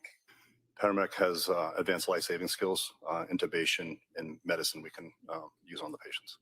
And is there a certain type of training that you have to have as a paramedic? Yes, every 2 years. And to first qualify as a paramedic, what do you have to do? There's a paramedic class that you take, upwards of 2 years. So you take that paramedic class. Is there a test you have to take at the end A of state test, yep. And once you pass that state test and become a paramedic, you have to do continuing education. Is that correct? Yep. Okay. And did you take that initial training, pass that initial test, and then pass? She's in a lockdown facility. She's in a mental health facility, and they can care for both her physical needs because she's paralyzed from the sternum down, as well as her mental health. So yeah, she's not home.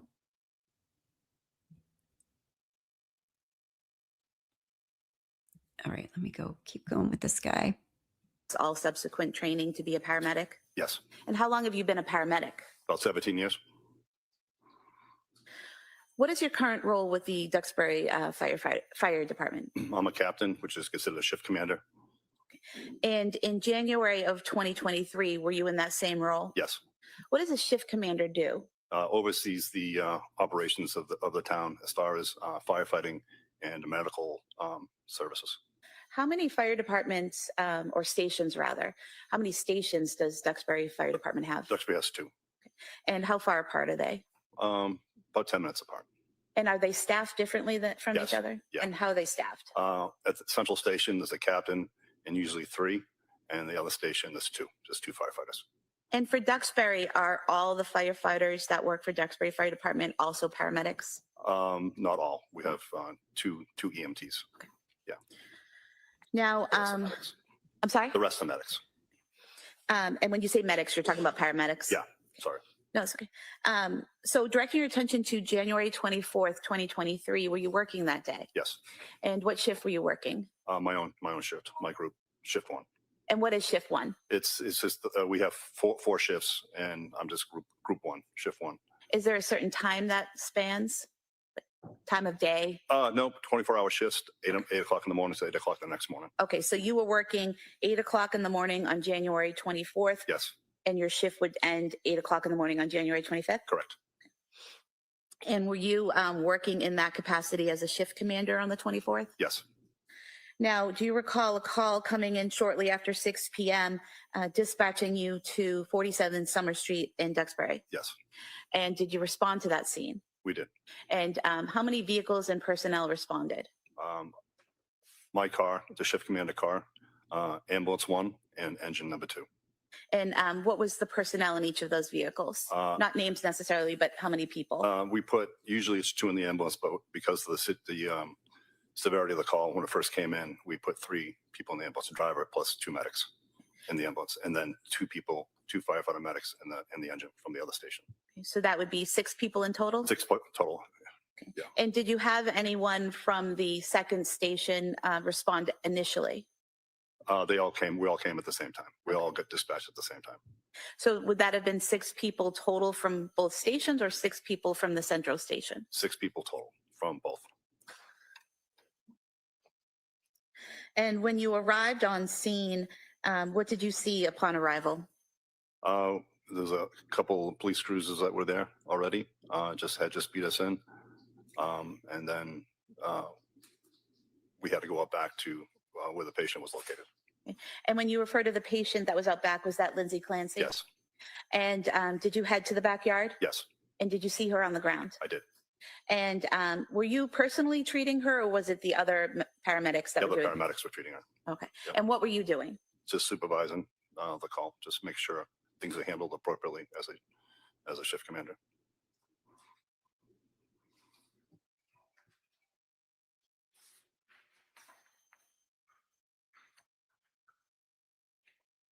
Showing you what's been marked as Exhibit 37. Do you see the area where you were in the backyard that night on the screen? Yes. If you wouldn't mind standing up and just pointing where you were. The patient was crossing the right here. I was over here in this area here. And if the record reflects, you pointed to the patient being to the right of the metal window well, and you were standing to the left of the window well, is that correct? Yeah, she was right below this window, so someplace she was right in this area, Okay. and I was just a little bit further over. And when you said right below this window, you're pointing to the far right second story window? Yep. Merci. Thank you. At some point in time while you were standing there, did you hear a loud noise? I heard a scream. And when you heard the scream, could you tell where it was coming from? It sounded like it was coming from the basement. And did you look anywhere in particular? Yeah, I was able to look through the basement window and able to see a male person downstairs. And when you say the basement window, are you referring to that first? Yes. Metal? Yes. Well, Yes. that was in Exhibit 37.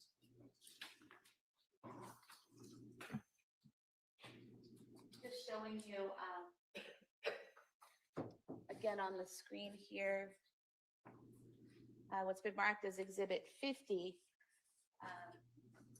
This window here on the right, does that fairly represent the window that you looked through and could see down into that Yes. basement office? Yeah. And was the light on in the basement office when you A looked in? light was on. Yes. And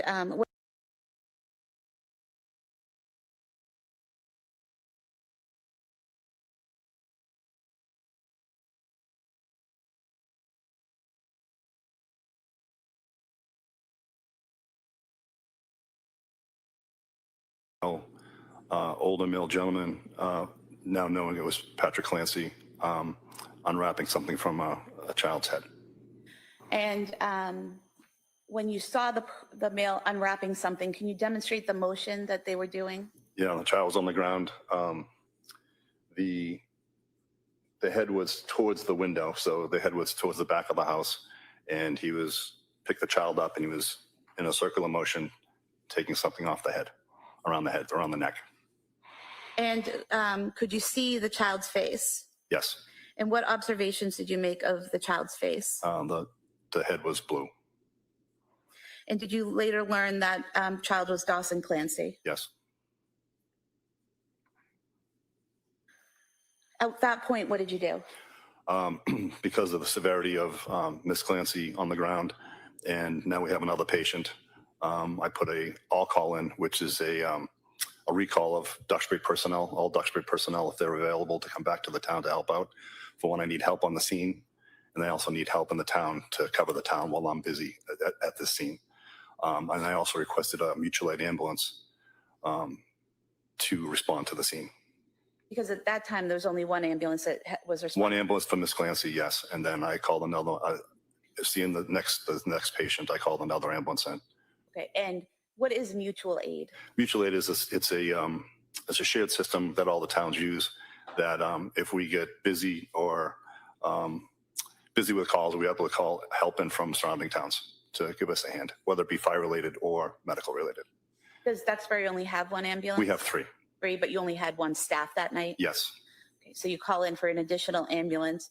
At some point in time, do you learn that there are 2 other patients, Yes. Cora Clancy and Callan Clancy? Yes. At that point in time, do you have to do anything to call in more assistance? Well, the recall for Duxbury personnel was already put in, so I called 2 more ambulances at that point. And the scene that night, discovering another victim, was that a chaotic scene? It turned very chaotic very quickly. Okay. Yeah. And was it a situation where people would start treating a patient, but then have to move on to something else and someone would take over? Sort of. I had 4, so I had myself as a shift commander, I had an EMT with me, but there's also 4 paramedics. So the way it ended up working, all the initial paramedics were with Miss Clancy in the beginning. And then when we found the other patients, we left a paramedic with Miss Clancy, a paramedic with Dawson, and then the 2 paramedics were with the 2 other kids in the other room. And did someone eventually also have to be with Patrick Clancy? Eventually, yes. Yeah, but at the time, there was nobody with him in the beginning. I have nothing further. Thank you. Okay. All right, counsel? No questions. Thank you, sir. All right. Thank you, sir. Thank you.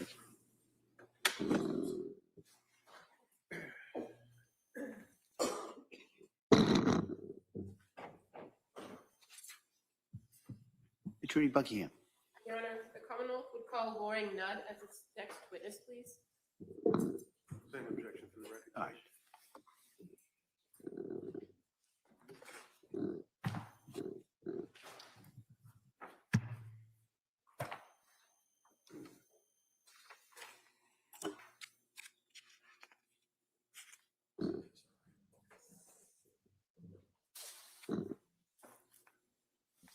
Sorry, I missed it. Who is this?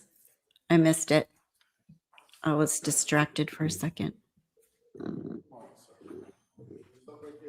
I guess they'll tell me.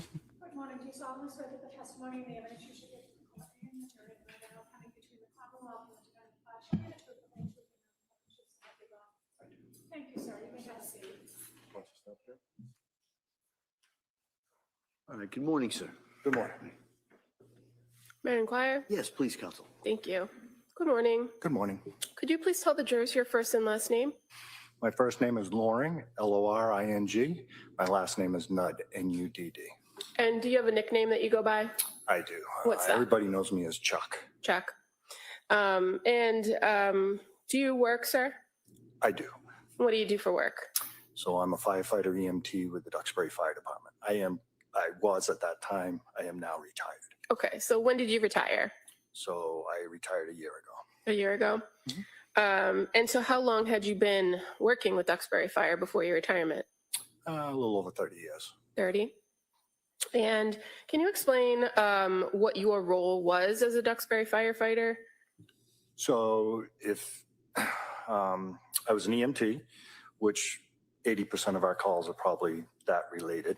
So I would assist a paramedic, or I would drive the ambulance, or whatever was necessary at the time. And then we were also did fire suppression, and we were all trained in that and went to the academy and all that. Okay, and can you tell us what the difference is between an EMT and a paramedic? So a paramedic requires another year or two of training, and they're able to prescribe meds. I mean, not prescribe meds, excuse me. Give meds that they have according to what they need to do. They can also read the monitor that shows rhythms in the heart and what have you. Is it fair to say that as an EMT, you're trained in basic life-saving techniques, Correct. while a paramedic is advanced life-saving techniques? Correct. And so at Duxbury Fire Department, is it also fair to say that each and every firefighter has that dual role of either being an EMT, a paramedic, and a firefighter? Yes, some are. There might be one EMT, just a basic, where most of them are the medics but we're all firefighters too. Okay. And in the town of Duxbury, does the town itself run in how many days off? So we'd have 1 day on.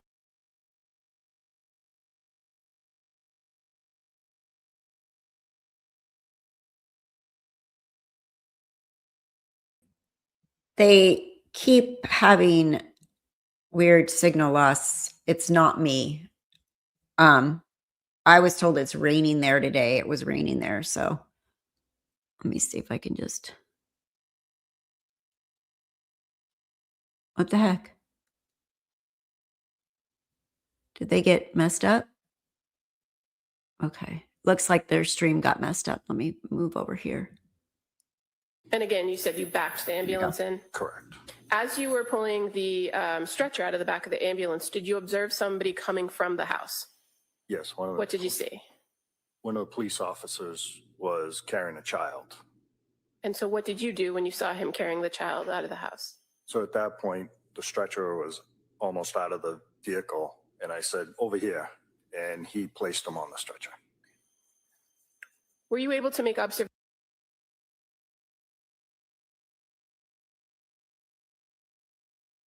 That's a really good point, Mama. I think that if anything comes out of this, hopefully awareness that people don't take for granted if they're having a better day or doing anything like that, and just don't leave them alone.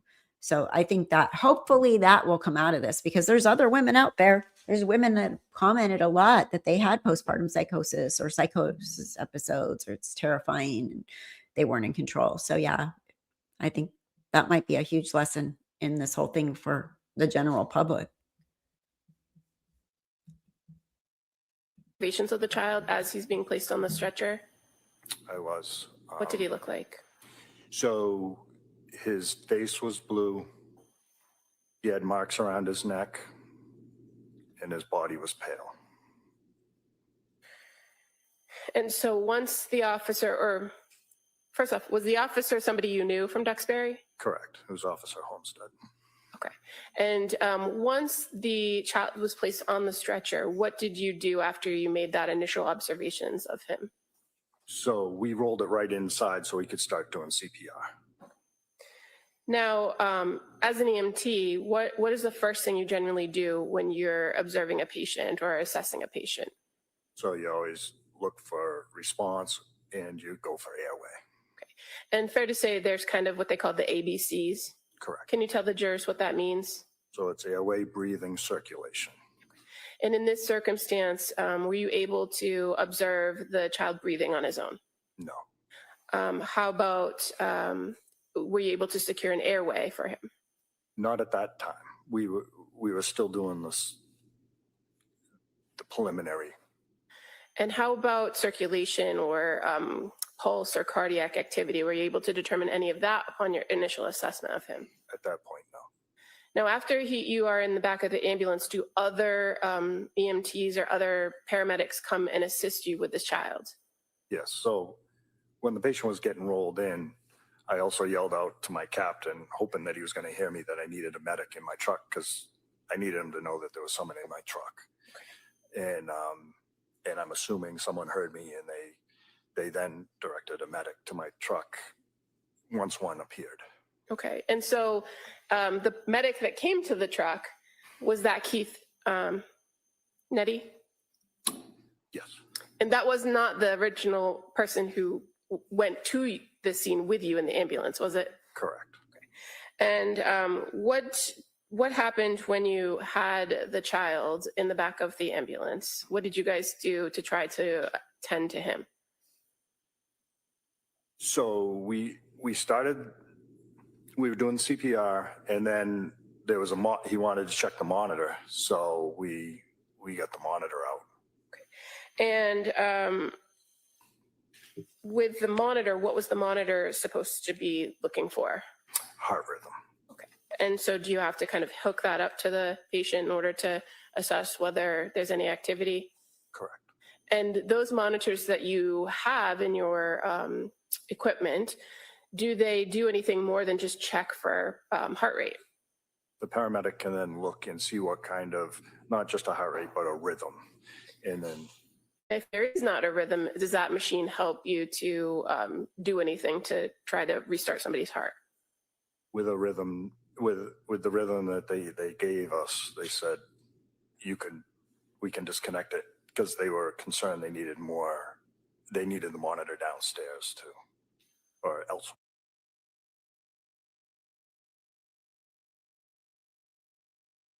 So I don't know if people know this, and if you haven't been trained in ACLS or how to work at ACLS, I guess, and BLS. If there's a flatline asystole, there's not going to be a shock required. You don't shock a flatline asystole. The only thing that what he's trying to say, it depends on the heart rhythm, VTAC, VFib. So the monitor will tell you if shock's advised or not. And for the most part, from what he's saying, shock was not advised. That's what I'm understanding him saying. Also, many discussions of meds where it was the traditional therapy, not 15 minutes. We shrink. A real clinician. Meds, by the way, are vastly overrated.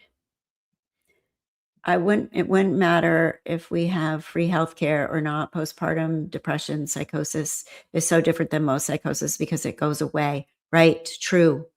Plus, it involves having children around and is 100% dependent on the diagnosis. Exactly. Very true. It's very different.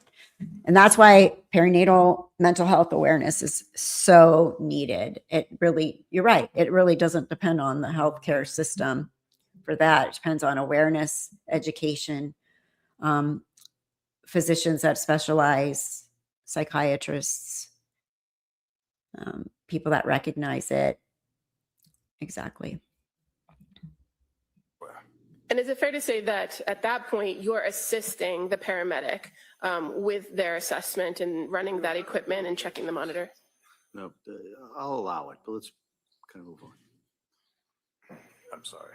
That's okay. Re-ask that. Are you assisting the paramedic at that point to treat the child in the ambulance? At some point, do you leave the ambulance? I do. And where do you go after you leave the ambulance? I bring the monitor down to the basement. Are the other paramedics and the other responders still working on the child? Correct. And to be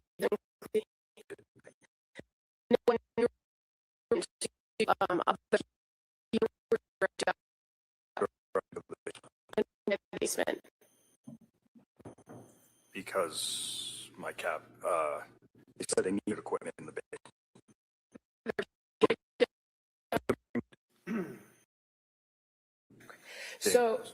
So the ambulance that responded from Duxbury, that's ambulance number 1? Correct. Ambulance 1. Did you drive that ambulance to a hospital? Correct. Which hospital was that? I forget if it was the Jordan or the BI now, but it's the Plymouth Hospital. Here in Plymouth? Correct. And that was with Dawson Clancy in the back, correct? Correct. No further questions. Thank you. All right, thank you. Attorney Rington? No questions. Enjoy your retirement. All right, thank you, sir. Thank you.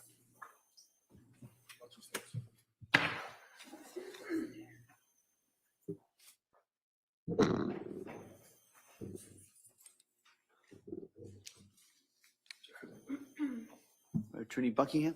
Thank you. The Commonwealth will call Keith Eddy as its next witness, please. Same objection, Your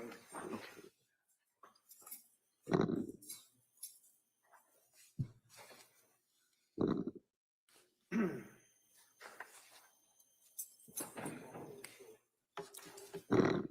I honestly don't understand why we have to have so many of the first responders say the same thing.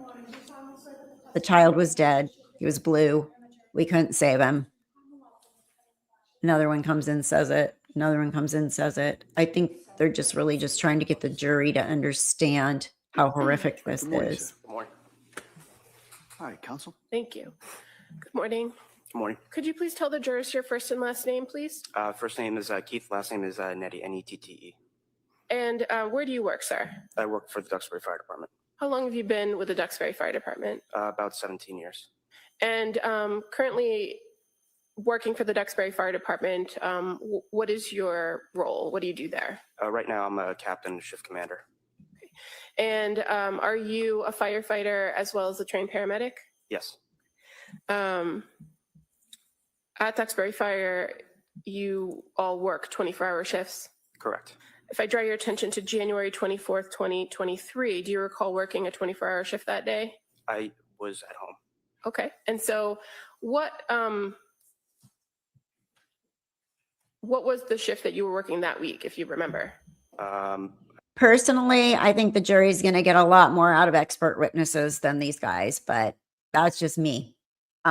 They're not proving anything to me at this point. We know what happened, but we'll see why. I mean, that's their case. They can bring whoever they want, I guess. I believe I worked maybe 2 days prior. I don't really remember.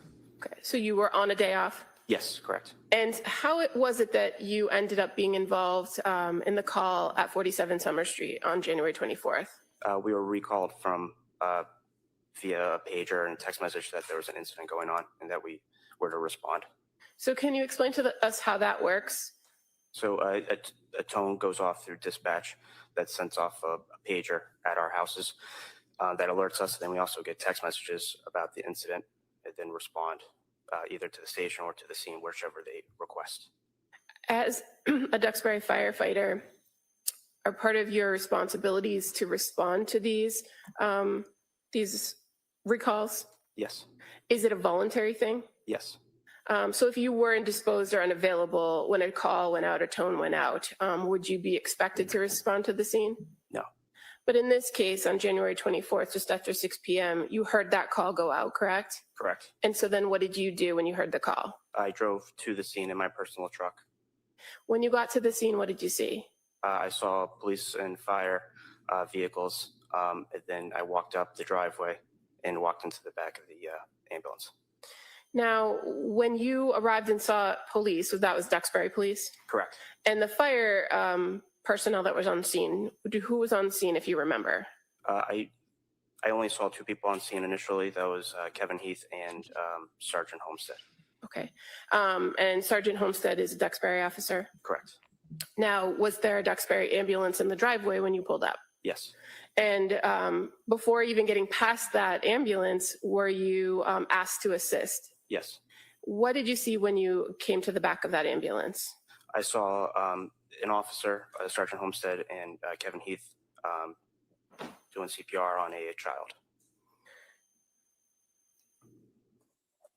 Had you seen how the child ended up in the ambulance, or did you come after? I came after.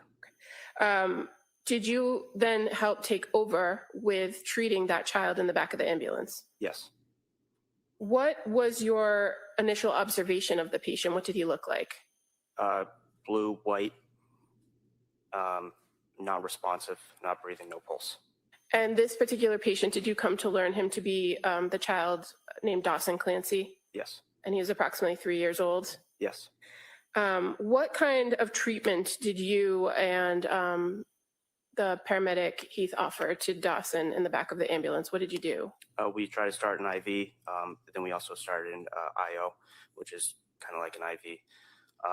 Tried intubation, which is an advanced airway, medications, and continued CPR.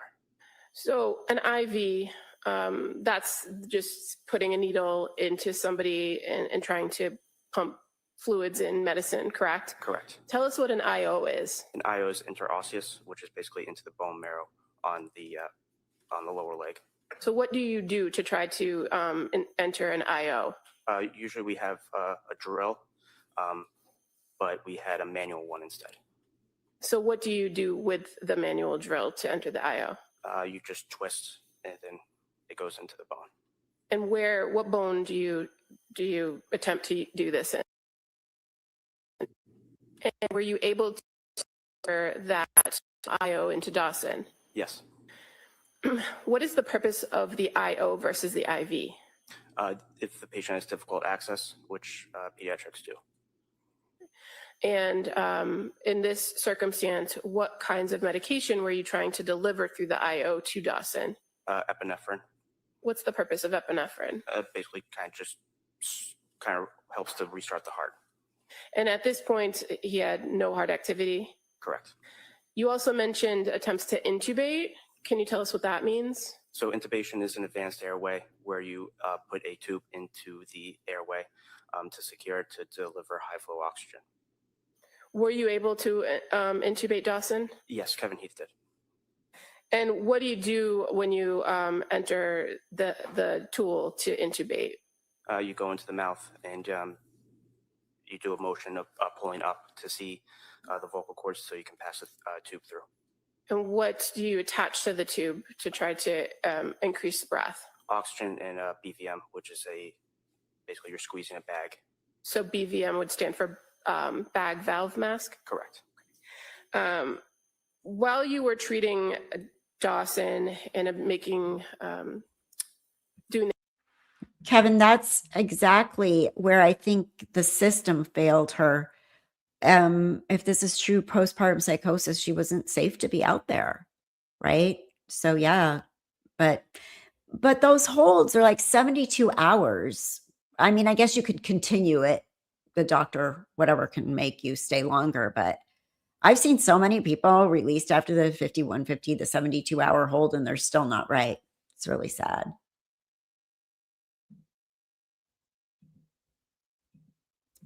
Is this the equivalent of chain of custody with patients? If so, you'd think a stipulation that kids were in a different vehicles cared for by different agencies would have saved time.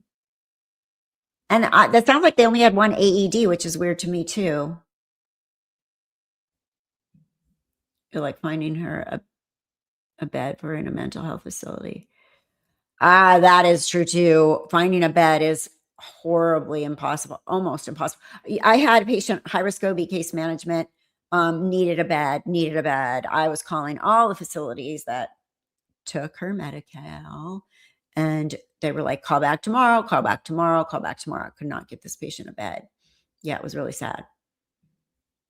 I was born and raised in Indiana for years, moved to Florida in 2010. Let me say, the healthcare in Florida is incredible here compared to Indiana. It's like day and night. It's like night and day. Interesting. Every state's so different. That's interesting to know.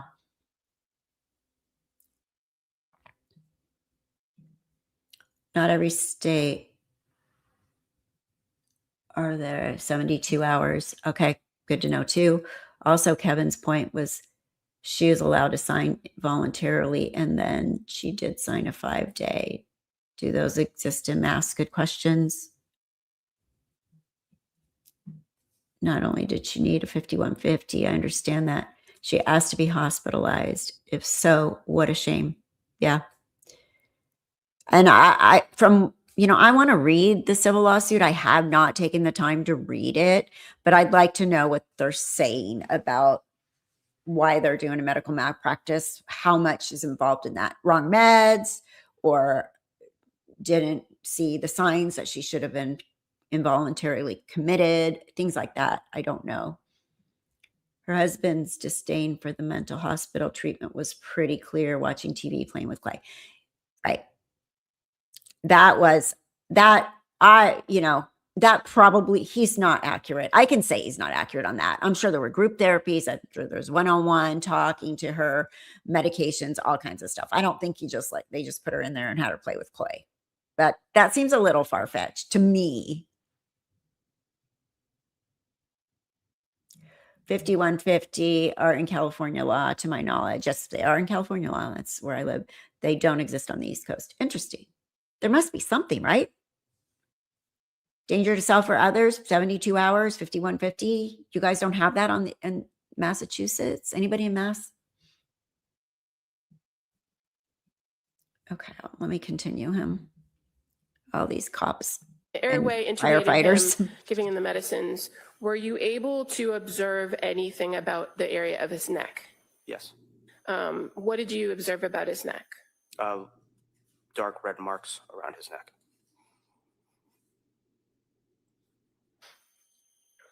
Now, all of this Honestly- is happening while you are in the back of the ambulance with is anybody else- firefighter. Does anybody else agree with me that we've heard, like, it's enough? We know. We believe you. He had strangulation marks on his neck. I just think it's overkill right now. Section 12. Thank you. Thank you. Thank you. If she's found not guilty, does she go free? No. What's the prosecution going for? They're going for what we would call not guilty by reason of insanity. So she would be institutionalized for however long it takes to make her normal or to know or whatever, that would be based on her. We do know from what I'm understanding that she's suicidal. So she wouldn't be let go on that alone. But obviously she needs to be institutionalized at this point. They're not going to just send her out the door. Bye. That's not going to happen.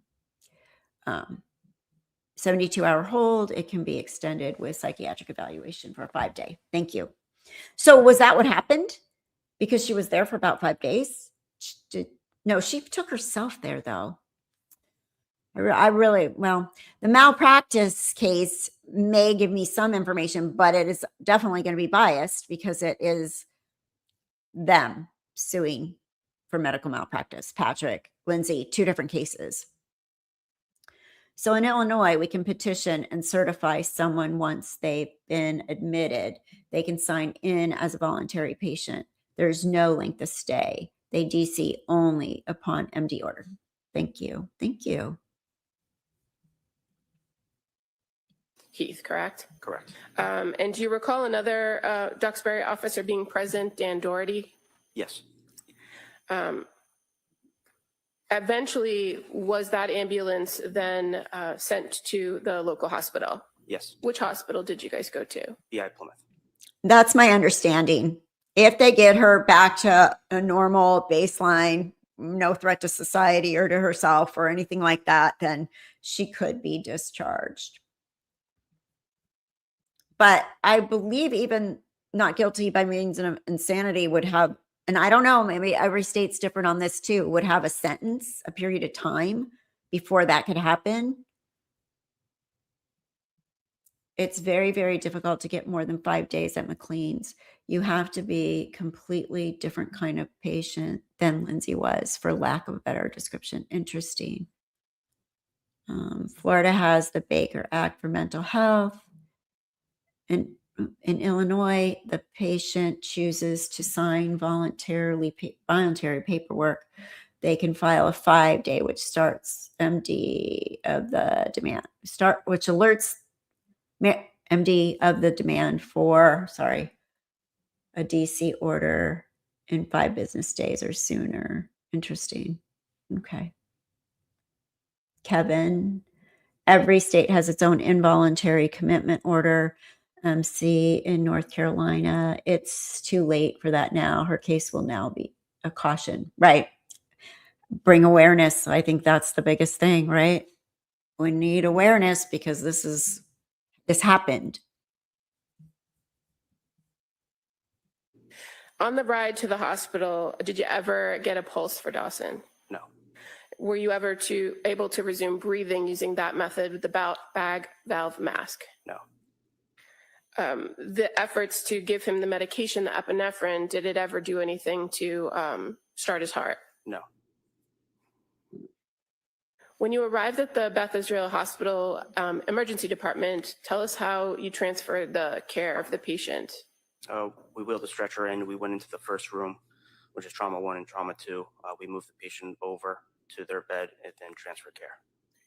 While you were at the emergency department at Beth Israel, did you see another child from that same home come in? I did. And what department brought them in? What fire department? Marshfield.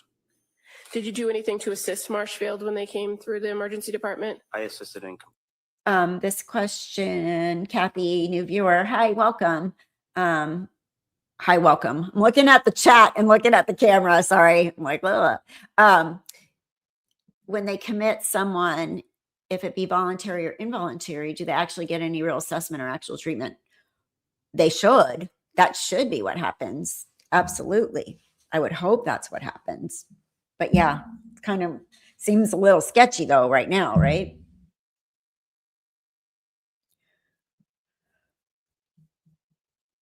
impressions when they were getting the child out of the ambulance. And is that something that is ongoing during when you're trying to transfer care to the emergency staff? Yes.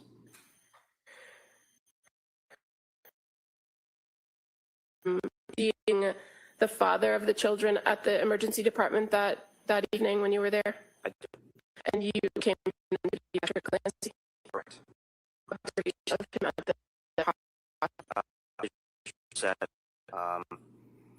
And yeah, just basically visually upset. Did you do anything yourself to assist him when he was there? I assisted to get a chair in case he needed to sit down. And was that before or after the children had been declared? I believe it was after. Thank you. All right. Attorney Reddington? I have no questions. Thank you, sir. All right, thank you, sir. You may step down. Thank you.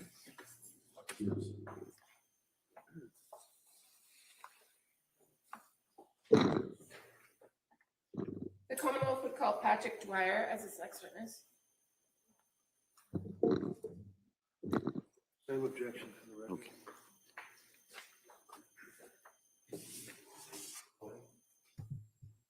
So the defense attorney is objecting to all these because he had filed a motion initially that there were way too many paramedics, first responders coming to say the same thing. That's how I understood it when he filed that motion. And then the judge was like, no, well, we're just going to have to see, but you can do it at the time. But obviously, they're still objecting, still calling them. They're all kind of saying the same thing. Everybody's got their story straight here. All right. Good morning, sir. Morning. Yes, counsel. Thank you. Boy, their stream is terrible today over there. Good morning. I guess it would be Morning. the weather, huh? Could you please tell the jury your first and last name? Patrick Dwyer, Can you please spell your last name for the record? DWYER. And how are you employed, sir? I'm a firefighter paramedic at the Duxbury Fire Department. And in what capacity are you a firefighter or paramedic? Do you have any supervisory roles? No, I'm not a supervisor at the department.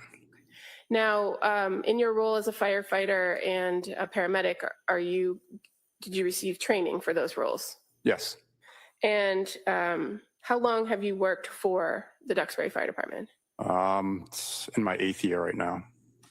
I'm going to draw your attention to January 24th of 2023. Do you recall working that day? Yes. Were you on a 24-hour shift? Yes. And so that would be an 8 a.m. to 8 a.m., correct? Correct. At approximately 6 o'clock or just after 6 p.m., were you dispatched to 47 Summer Street? Yes. What was your assignment that day on shift? I was working on the engine out of our Station 2 Where is Station 2 located in the town of Duxbury? on Franklin Street. When the dispatch came into 47 Summer Street, do you know approximately how long it took you to get from Station 2 to the location? A few minutes. Who was working with you at Station 2 that day? Jennifer Stratton. What were each of your designated roles? I believe Jen was driving the engine and I was in the officer's seat. Now, at Station 2 in Duxbury, is it normal for just two of you to be on shift at that station at any given time? Yes, correct. And fair to say there are other firefighters and paramedics that are on staff at the central station, correct? Correct. And in this dispatch, you at Station 2 on the engine were dispatched to 47 Summer Street, correct? That's correct. When you received the dispatch, did you have any information that there had been children involved? No, we did not. When you got to the scene, what did you see? When we got there, it was dark out. We started walking towards the house, and the other firefighters were there before us. Then we were directed to go to the basement.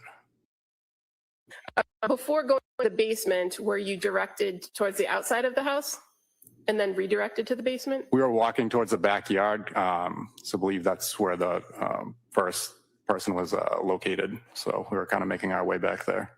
So I'm just going to show you what's been previously marked as exhibit number 34. Can you see it on the screen next to you? Yes. And so would this be 47 Summer Street? Yes.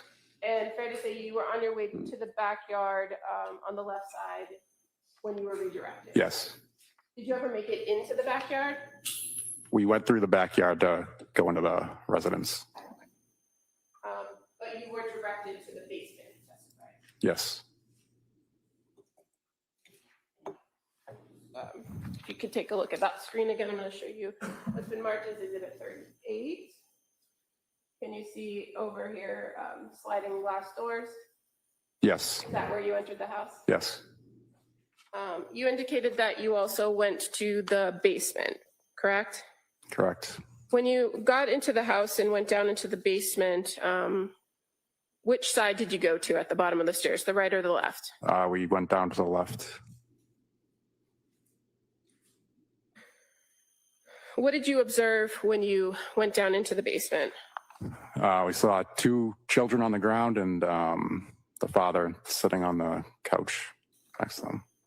Again, just going to show you what's been previously marked as exhibit 95.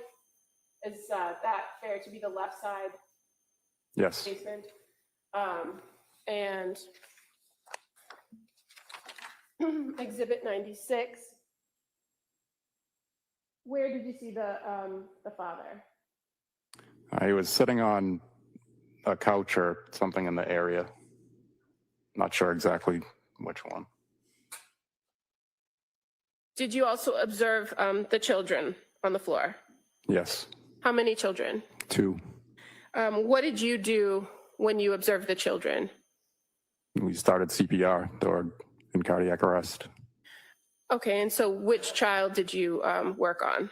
The 5-year-old girl Where was she located? on the floor in that room. So as far as looking at exhibit number 96, does that depict the area, general area where you saw the 5-year-old child? Yes. Where did you treat her? Where did you see her? Right in that area. I can't remember exactly where it was. In this photograph of exhibit number 96, do you see a lot of equipment? I've heard Yes. I've heard 20 feet and I've heard 12 feet. So I'm not sure.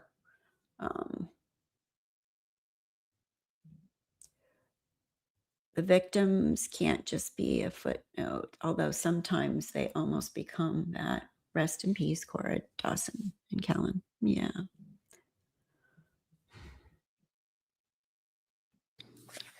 And I'm just going to show you exhibit 101 too with some more equipment. Do you see all that equipment there? Yes. Is that equipment that was used to treat the 5-year-old child? Yes. Did you learn her name to later be Cora Clancy? Yes. While you were assisting or working with Cora, what was Jen Stratton doing, your partner? She was with the other child. Do you recall where the other child was in relation to Cora? They're kind of right next to each other.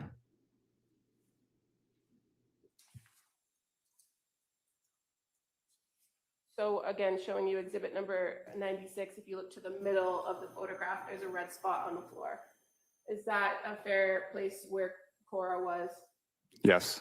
And would the other child, the younger infant, was he closer to the couch or the bed area, or was he in a different location in the basement? Probably more towards this side, I would say, if I can remember. When you say this side, Like- what do you see in the picture to depict where? Probably closer to the cardiac monitor. Okay, and can you tell us which is the cardiac monitor? Is it here at the bottom? Yes, that piece. Mackenzie Shirella, when she was crying in court, she was crying because of her own, what she was gotten sentenced to, right? I get a different sense from Lindsay Clancy. I feel like she's reliving something that was so horrific. That's just the sense I'm getting from her right now. And she can't believe that her mind actually got her to the point of doing something like that. That's just what I'm seeing. I don't know. I could be completely wrong. But I feel like yesterday when she was trembling and crying, and then today she's having a real difficult time with this. And I don't think it's because she feels like she's going to get put away for life, because we've been told already that she's still suicidal. So it's the second story window, right? Yeah. Okay, let me continue. Piece of equipment right there. And again, in exhibit 101, can you see the cardiac monitor a little better? Yes. Where is it in this photograph? Right there. Do you mind just getting up and pointing to it on the screen? So we're talking about this black bag that is sort of off center of the photograph, next to a blue bag. Is that fair? Okay. Sorry, what was the question? I'm just trying to locate it on the picture for the record. So you pointed to a black bag that's kind of off center in this photograph, correct? This is a cardiac monitor. Okay, thank you.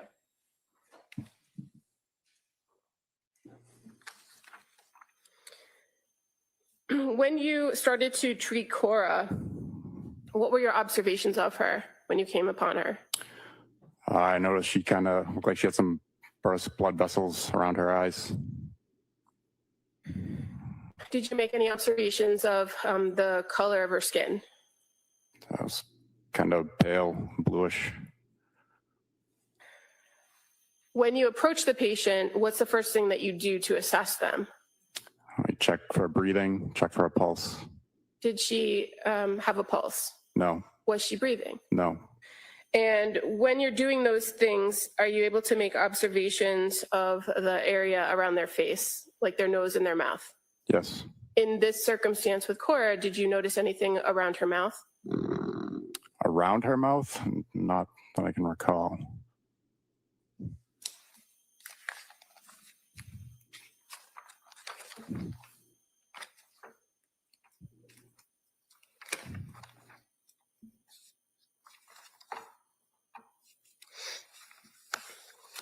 When you are trying to assess her breathing, is there anything you do to try to resuscitate somebody or get them to breathe? Yes, we would use a bag valve mask to help them breathe. Did you do that for Cora? Eventually, when we got the equipment down there, yes. And were you able to use that device and get her to breathe on her own? No. And while you're utilizing that bag valve mask, fair to say you're in close contact and making observations of the patient's face and mouth, correct? Yes. And you indicated that you're not sure if you recalled seeing anything around her mouth? Nothing particularly that I can think of. Okay, if I may approach. Yeah.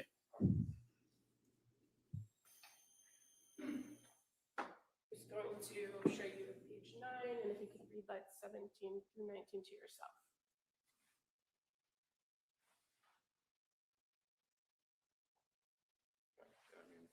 Does that refresh your memory? Yes. What did you observe in or around Cora's mouth?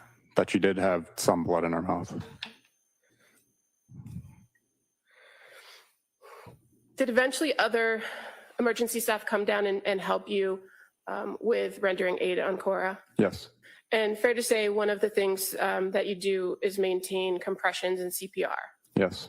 And can you do that by yourself, or do you often have to have somebody help? Well, we usually have multiple people working. And in this circumstance, with the treatment of Cora, other people came in and helped you with those things? Yes. Were you eventually able to prepare her to leave the basement area? Yes, once we get more first responders down there. And fair to say, there was first responders from other departments that came and helped prepare to bring Cora out of the basement, correct? Yes. Do you recall how she left the basement? We took her out of the basement on a backboard up the bulkhead stairs. And the firefighters that were assisting putting on the backboard, do you remember where they were from, what town? Marshfield. When Cora was placed into an ambulance, do you remember what ambulance she was placed into? Marshfield ambulance. Did you continue to help assist them when she was put in the ambulance? Yes, I went to the hospital with them. And do you remember who the firefighters were that were from Marshfield that were helping you? Yes, Andrew Wilkins, Ryan Henry, and Kerry Carver. And fair to say Andrew and Ryan were in the back of the ambulance with you, correct? Yes. And Kerry was driving? I believe she was in the back also. Okay. At some point, somebody hopped in the front seat and drove? Yes. And when you got to the hospital, which hospital did you transport to? Beth Israel, Plymouth. Were efforts continued to be made in that transport from Duxbury to Beth Israel in Plymouth? Yes. While inside of the ambulance, did you try to use one of those cardiac machines to shock or defibrillate Cora? Yes. Was there any result for that? We shocked once, but did not regain pulses. And when you got to the hospital, did you transfer care to the emergency staff at Beth Israel? Yes. And did you do anything further on the care and treatment of Cora? Not once we transferred care, no.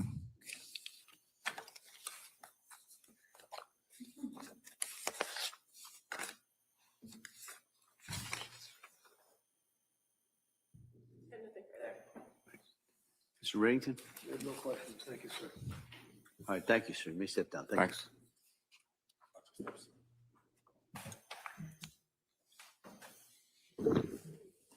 Thank you. Glad to see it's being covered by you, Kathy. I've been bouncing around the other streams, but your channel seems the best fit for me. Great. I'm so glad to have you. Thank you. This is a horrible case. Yeah, I agree. Signing off to see a client. Stay safe. Care for each other. Thank you, Kevin. Thank you for being here and your input. It's been really helpful. Ronald, you can see how devastated she is. The look, the help, the beg for help. No one listened to her. I know. It's so much. There's, like someone said, there's no winners here. It's just horrible. Commonwealth calls Jennifer Stratton. Oh, boy. They still have to have an empty bed. If I send someone to the ER to be put in the mental health facility, they are almost always sent 3 or 4 hours away. Interesting. Yeah. It's hard to find a bed. Hard to find a bed in a freaking what am I thinking?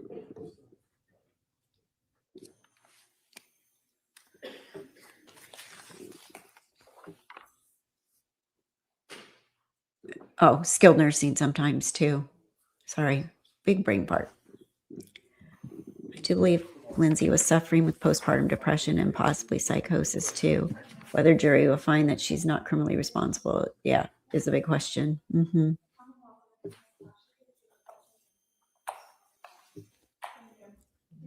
Actually, I have the ability to fast track a patient right to the mental health facility. However, still no beds. Oh. I'm going to ask you to keep your voice up so the jury can hear you, okay? Great, thank you. Yeah, Attorney Sprague. Thank you. Good morning. Can you please state and spell your name for the record? Yes, Jennifer Stratton, JenniferStratton. And your date of birth? July 11th, 1986. Where do you work? Duxbury Fire Department. And how long have you been a Duxbury firefighter? 12 years. Are you also a paramedic? Yes. And how long have you been a paramedic? About 13. And have you completed all the training and certification required to be a paramedic? Yes. I want to direct your attention to January 24th, 2023. Were you working that day? Yes, I was. And were you working a 24-hour shift that started at 8 a.m.? Yes. And were you part of a crew that was dispatched to 47 Summer Street just after 6 p.m.? Yes. And who was with you in that crew? Firefighter Patrick Dwyer was with me in the engine that night. And approximately how long did it take you to get from the station you were located at to 47 Summer Street? Maybe 4 or 5 minutes. And were you driving? I was driving that night. What did you see when you arrived? Pulled up to the address, saw our ambulance crew. They had arrived just before we did. They were starting to walk to the back of the house. And did you follow? Yes. And what did you see in the backyard? Came to the backyard, saw firefighter Dan Doherty kneeling next to a person. It was very dark. Ended up being Miss Clancy. That was all we saw for a few seconds. And at that point, did you hear something? We did. Heard a voice yelling for us to get inside of the house, that there was a kid hanging in the basement. And did you go into the house? We did. And what entrance did you go in? Through the slider doors in the rear. And did that lead you into the kitchen? Yes. And then did you proceed to the basement? Yes. When you got down to the basement, down the basement stairs. That's very true. I heard that postpartum psychosis can be treated inpatient for a few weeks with the right medication and therapy treatment. The family can reunite and recover together. Is that true? Yes, it can be. It can go away. You can resolve postpartum psychosis. Yes. If so, it really breaks my heart. Those babies could still be alive. Yeah. Yep. That is exactly true. The birds are back. You think this is last witness? Okay. Well. Yes, thank you. Please hit the like button. I do appreciate that.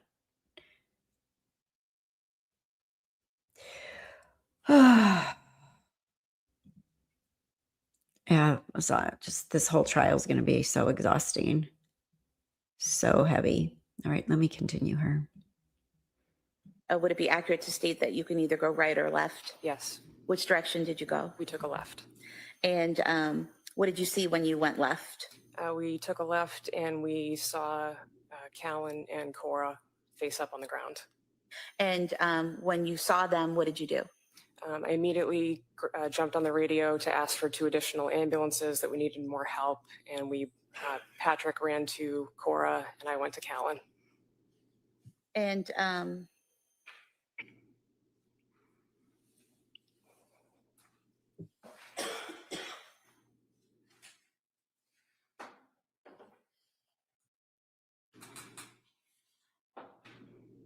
showing you what's been marked as Exhibit 100.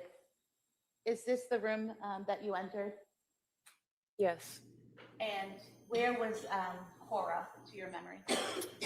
Cora was just to the left in this picture, and Callan was just to the right. And when you say just to the left, are you putting over towards the equipment against the wall in the picture? Yes. And when you say to the right, are you pointing to the area to the right of the dresser? Yes. Showing you Exhibit 98. Is that the area where Callan was found? Yes. And close up, Exhibit 99. You see the pajamas there, the stethoscope, and the blue exercise band? Yes. Do you recall removing Callan's pajamas to treat him? I did, yes.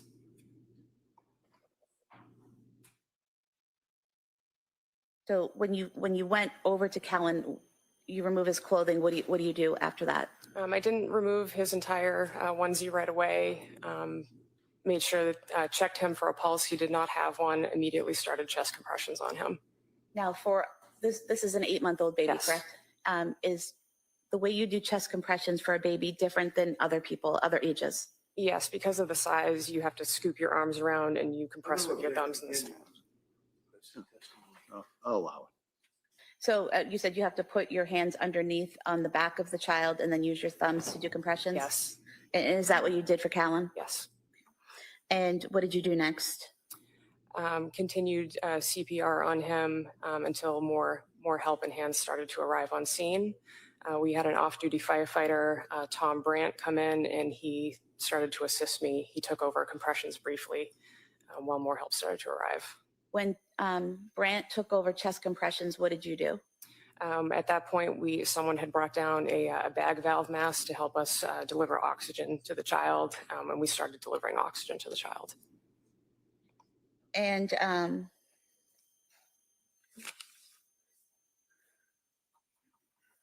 At some point, did you remove the pajamas completely?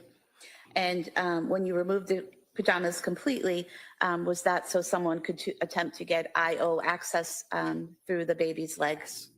And was that successful? That was not successful, no. Is that difficult to do with a child that age? It's a little more difficult. It's a less frequent practice skill. But Were multiple attempts made to get the IV and access into the bone in Callan's leg? I attempted once, and another provider attempted a second time. I don't remember who that was. And neither attempt was successful? What did you do next? Oh, what was your answer? For which I'm sorry. part? Was either attempt successful? No. What did you do next? Eventually, Kingston Fire arrived. Thank on you scene, very much. to Much provide the appreciated. ambulance for Thank you. transport for Callan. I appreciate that so I much. don't know Thank how long you. we were in the basement for, but we did make the decision. Eventually, it was time to get moving to the truck and start going to the hospital. While you were working on Callan, did you notice any injuries on him? Yes, he had deep strangulation marks around the entire circumference of his neck. And throughout the entire time that you're in the basement, are chest compressions being done and you're trying to assist him with breathing? Yes. Did he, in the home, ever regain a pulse or the ability to breathe? No, he did not. Was he eventually taken to the ambulance? Yes. And how was he removed from the basement and brought to the ambulance? I scooped him up in my arms and carried him outside to the truck. And did you go with him in that transport to the hospital? Yes. And at any point in time, did he regain the ability to breathe or heartbeat during that transport? No, he did not. Was care transferred to medical staff at Beth Israel Deaconess Plymouth? Yes, they were. Nothing further, thank you. Mr. Rankin? You may step down. Thank you.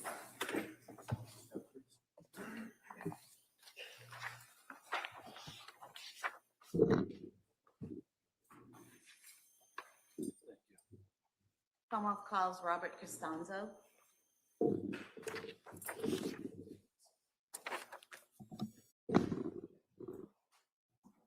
We approach the side bar, please. Sure, yeah.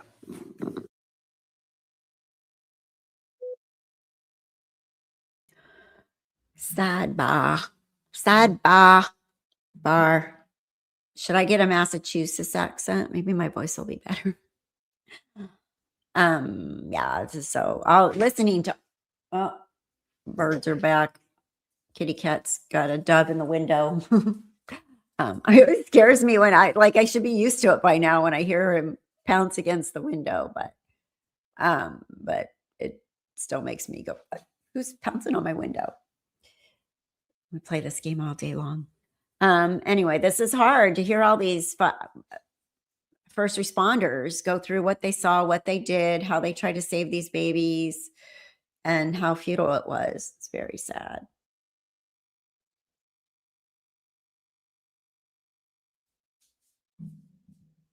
It fixes the issue of putting everyone through this trial.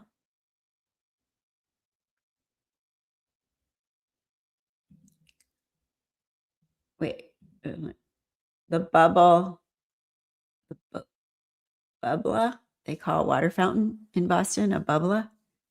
Bubbler? Not a water fountain? That's interesting. All right, let me go. I can get past all this stuff here. Sidebar. Here comes somebody. All right.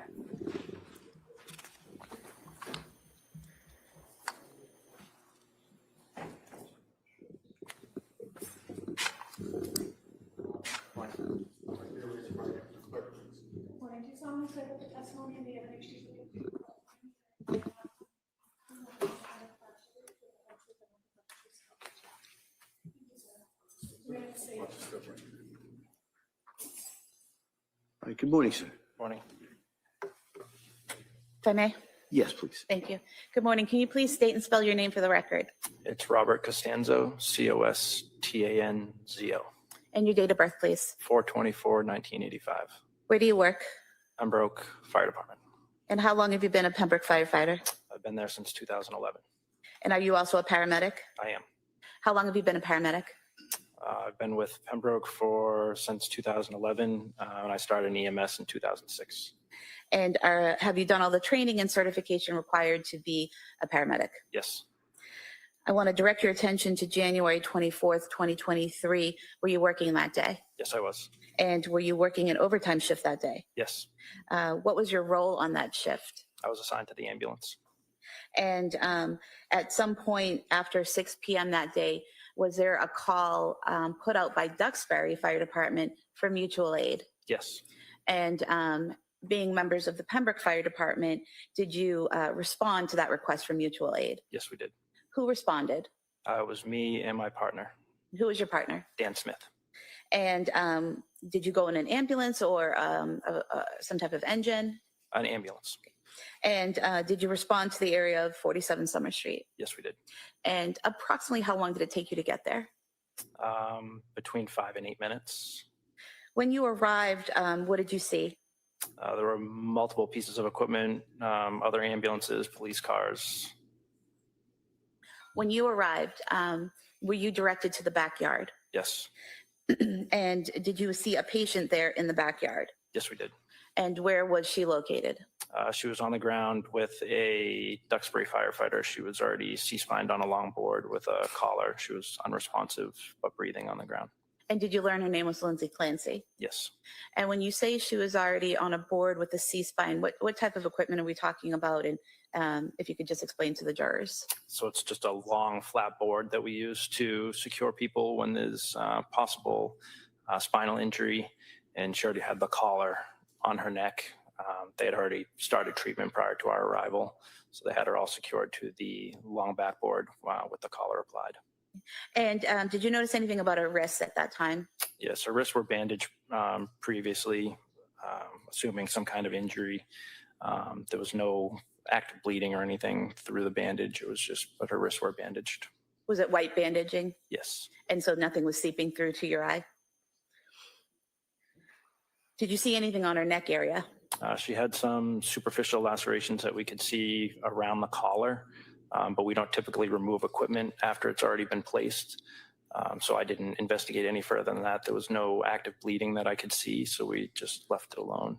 So there was, even with the collar, there was nothing, no blood flowing out of the collar or pooling around her or anything like that? Correct. Was she breathing? She was. Was she responsive? No. Was she making any noise at all? She was moaning and groaning, but no words, no verbal response. Did you bring her to your ambulance? Yes, we did. And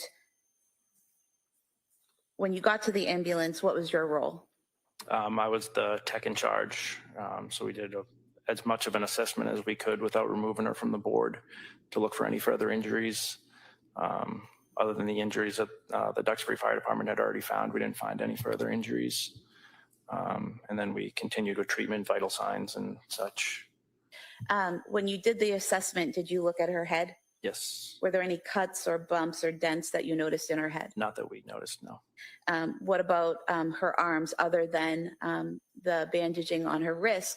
Were there any cuts, obvious broken bones or injuries to her arms or her hands? No obvious broken bones or anything, no. And you said you were the tech. What does that mean? I was the medic that was in charge. It's one or the other. You're either assisting the medic that's in charge or you're the medic in charge. Okay. So I was the medic in charge. And was anyone else in the back of the ambulance with you treating Ms. Clancy? Yes, my partner, Dan Smith. Who was driving the ambulance, if you recall? It was our deputy chief, Jim Shea. And do you recall which hospital you went to? South Shore Hospital. While you're, well, let me ask you, how long approximately did it take you to get from 47 Summer Street in Duxbury to South Shore Hospital? It's typically about, from Pembroke, it would be about 15 minutes, so it would be a little bit longer than that. I'm not sure the exact time, so probably maybe 18 minutes. Okay. And while you're in that transport, in the back of the ambulance, after you've done this examination of Lindsay Clancy to see if there are any other injuries, what do you do next? So we would start treatment. So we started put in 2 IVs as a precaution.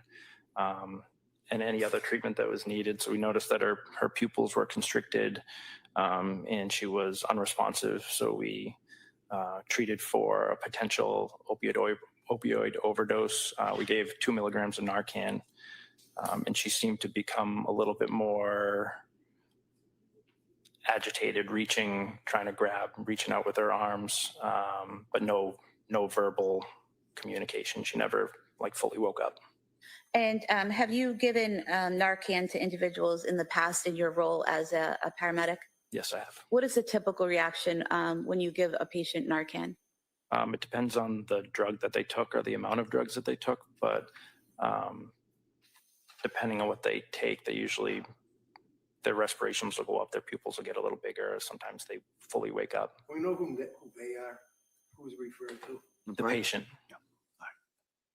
And you were referring to patients that you've dealt with in the past in your role as a paramedic, is That's that correct? correct, yes.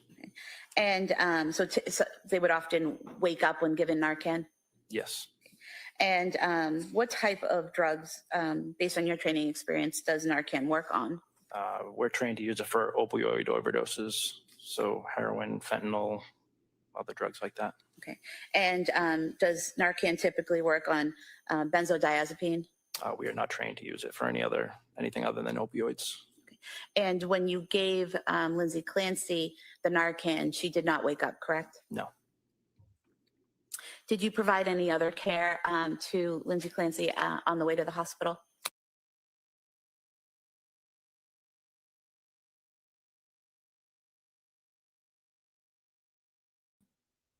Sorry, camera's in the way of my mic button. Narcan is for opioids, period. It reverses respiratory depression, it brings them up. But my understanding, Justine, because my ex-husband last September collapsed and died out in public, just out of nowhere, right? And so when I was talking to the ER doctor, because I was still his whatever person. Anyway, he said, we gave Narcan, blah, blah, blah, blah, blah. And I've come to find out that it really is standard care because they don't know what went on. They don't know. So they'll do Narcan as to try, like a kind of a rescue, like, let's see if this works thing. But it doesn't reverse benzos or alcohol, cocaine, amphetamines. It doesn't work for anything. It's an antagonist for opioids. So it's like takes the opioid, reverses the effect basically. And it wears off pretty fast too. So sometimes they have to do more than one dose, but it didn't work on her because she didn't take an opioid. If she took the benzos, it wouldn't have worked.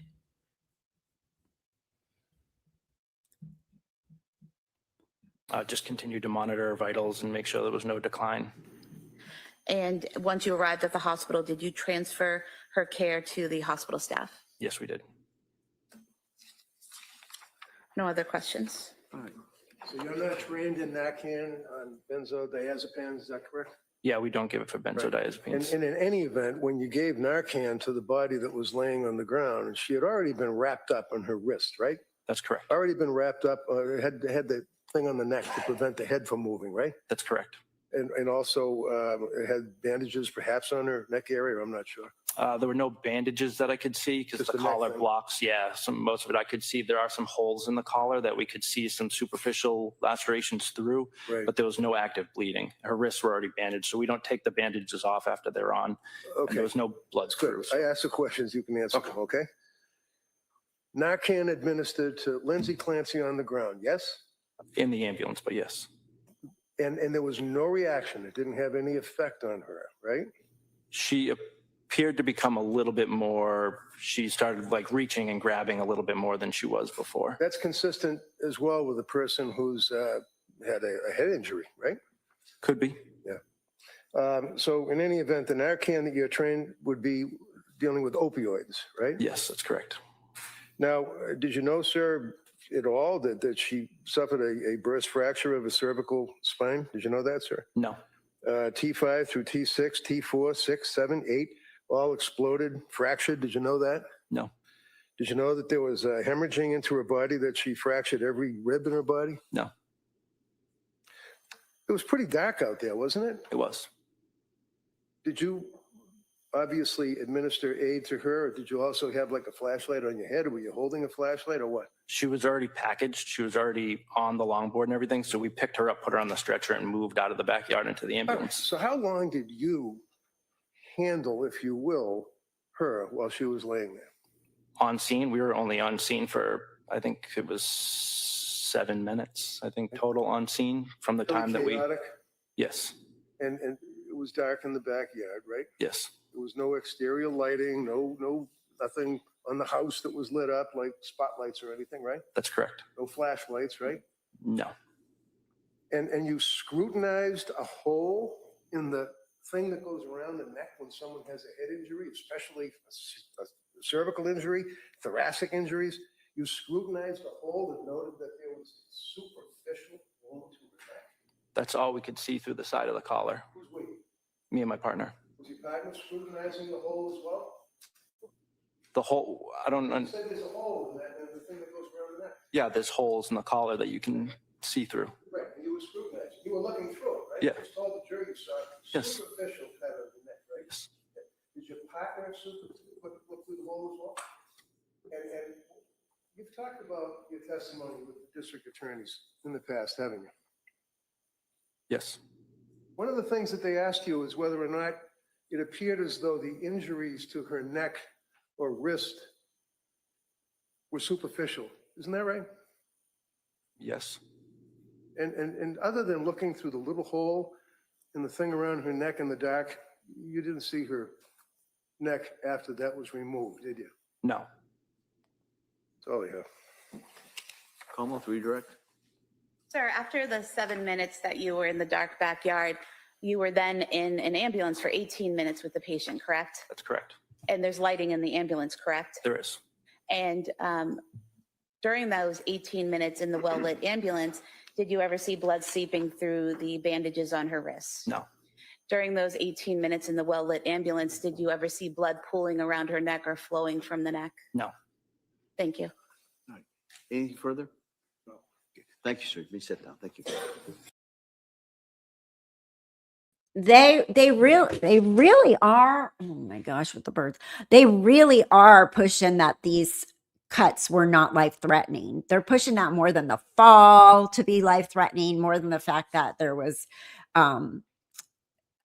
Seroquel and Remeron in her system at peak levels. They're not bringing any of that up. It's all about these cuts. The prosecution's really trying to drive home that she didn't really mean to kill herself. So I find that interesting because for whatever reason, that's the kill they're dying on right now. It's kind of wild. They're pretty much ignoring the fact that if you fall out of a window, you could die, and she was paralyzed from doing that. So she literally could be dead from it. They're ignoring, it's very interesting to me that they're not drawing attention to any of that, but I get it because it's their case and they want to win. And they're trying to prove that she planned this and then she faked her suicide attempt, but really hard on the cuts.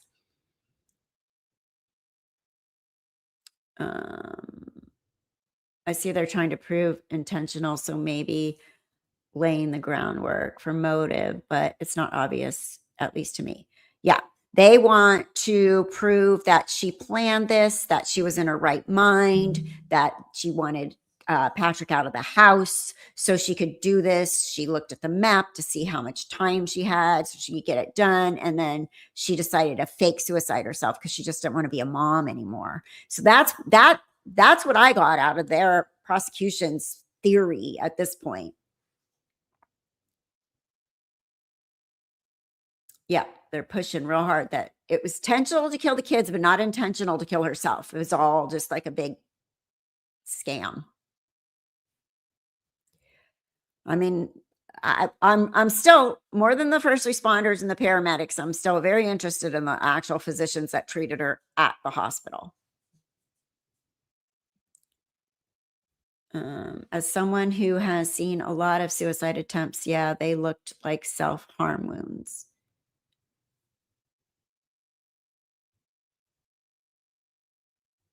Are they saying after killing her kids, she would live happily ever after? There's no more. That's what gets me. Like, I killed my kids. It's pretty obvious. No one else could have done it.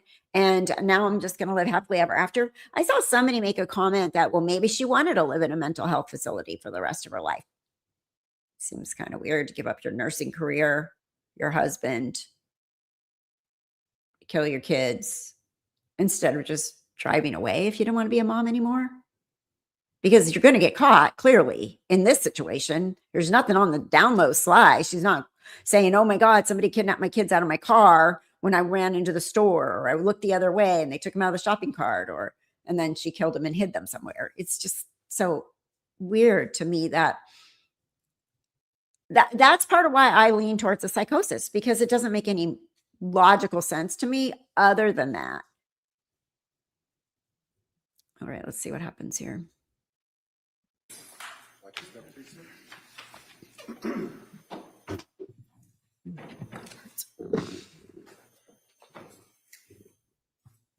Commonwealth calls Daniel Doherty. Yeah, that's what I'm looking forward to, Bella. I want to hear from the attending physicians who was the ER doctor, who was the person that dealt with her spinal cord injuries. What were those life-threatening, that kind of stuff. And I want to know what drugs were in her system, because I did read and hear that they were at peak levels, the Seroquel and the Remeron. But I want to hear like you do. Right. I definitely have reasonable doubt right now.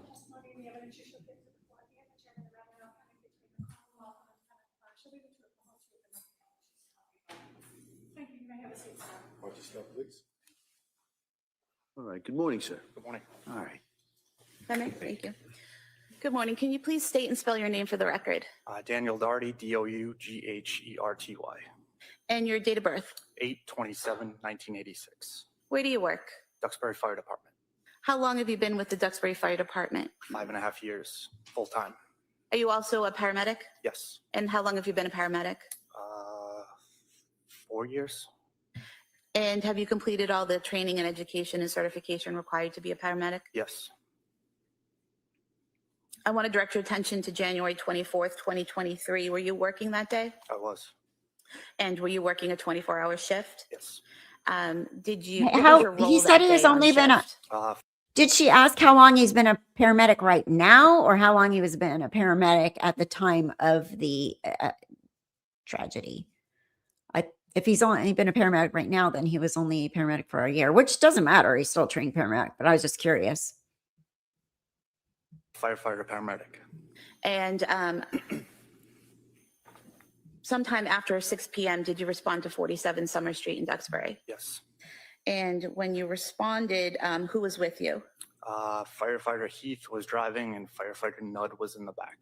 And so you're in ambulance 1 at that time? Mm-hmm. Said yes? Yes. And when you arrive at 47 Summer Street, what do you see? There was 2 police cruisers either blocking the driveway or near it. So we pulled ahead of it, stopped the truck and got out. And did you head to get equipment and head to the backyard? Yes. And what did you see in the backyard? We had Officer Hall kind of directing us towards the side of to the side gate. And from there, we went around to the back of the house. And did you see a female on the ground? We did. And did you learn that was Lindsay Clancy? Yes. Do you recall what she was wearing? I believe it was jeans and a tank top. Did she also have socks on? I believe so. And did you examine her or assess her once you reached her? Yes. And what, if any, injuries did you observe? She had lacerations to both wrists as well as her neck. And were those lacerations actively bleeding? No. Can you describe the lacerations that you saw on her neck? There was dried blood, seemed to be somewhat superficial since there was no active bleed. And what about the cuts on her wrists? Same. And would you say same? Are you saying that there was no active bleeding there? Correct. Okay. And what, if anything, did you do to treat those wounds? We bandaged him up. I believe we placed a ABD pad, just a sterile pad on her neck as well. You said an APD or a sterile pad. Is that just a type of like gauze or Yes. something that you put on the Yes. wound? Yes. Okay. And so you did that, and then you bandaged the wrists, or vice versa? It was the wrist first, I believe. But we did secure the airway first before bandaging her wrist. Okay. So when you first arrived, is she breathing on her own? She was. Was she responsive? Somewhat. What does that mean? Not totally responsive. Pretty much the painful stimuli. And what is painful stimuli? As we were moving her, she somewhat regained consciousness on us. And painful stimuli, is that when someone reacts physically or verbally to pain? Yes.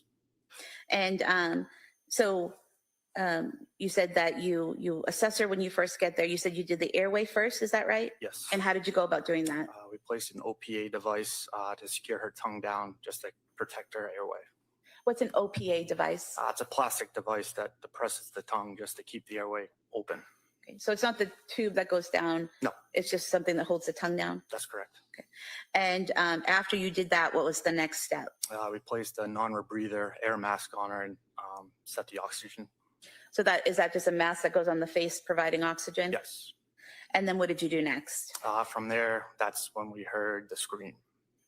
And so did you bandage the neck and the wrist before the breathing, securing the breathing, or after? That was after. Okay, so just to be clear, first is securing the tongue down, putting the oxygen mask on, and then you did the bandaging? That came later, yes. Later, okay. So was the bandaging before or after you heard the screams? That was after. Okay. So when you hear the screaming, what, if anything, do you do? I looked at Captain Hussey and Firefighter Heath, and we kind of all looked at each other, trying to figure out what was going on. Okay. And did any of you leave the area after hearing the screaming? Captain Hussey did. Firefighter Heath went to go get a backboard for the patient. Okay. And did you stay with Lindsay Clancy? I did. Okay. And then is it at that point that you do the bandaging, or after you get the backboard? Kevin was gone for a while, so that's when I started bandaging up her wrists. Okay. And did he eventually return with the backboard? He did not. So you bandage the wrists. What happens next? I believe it was Officer Hall came to the backyard. He asked if I needed anything. I told him the board, kind of gave him a direction of where in the truck it was. And then he also left to go grab that for me. And when you say the board, are you referring to the backboard? Yes. And did he return with the backboard? Yes. And was Miss Clancy loaded onto the backboard? She was. And who assisted you with that? It was Officer Hall, I believe, and our retired deputy. And is there a process that you follow when placing someone onto a board to ensure that that you don't cause further damage? Yes. And what is that process? Just C-spine precautions. So you secure the neck and kind of make sure that it's immobilized as you kind of move the patient. So what did you do to secure her neck? We had someone at her neck. I don't remember who it was. Just kind of hold steady that her neck didn't move in the process. Okay. And then did you follow that protocol, the C-spine protocol, to safely put her onto the backboard? Yes. Okay. And at some point was a collar placed around her neck? I believe so, yes. And then what happened next? I believe I got on the radio and asked our captain who was transporting first, because we knew that there was multiple patients at that point. Okay. And what were you told? Pembroke was on its way in. They may have just arrived, and she was going with Pembroke. Okay. And were you part of the team that transported her from the backyard to the Pembroke ambulance? Yes. And did you help load her into the Pembroke ambulance? Yes. And did you go with them during that transport? I did not. After Miss Clancy was loaded into the ambulance, did it leave? Yes. What did you do next? I went to our ambulance that was in the driveway at that point. Okay. And was Dawson Clancy in that ambulance? He was. And did you ride in the ambulance to the hospital with Dawson Clancy? I did. What was your role in that ambulance? I was operating the bag valve mask for him. So you're trying to provide oxygen to him through the bag valve mask? And was his care then transferred to Beth Israel Deaconess Plymouth medical staff? Yes. I have nothing further.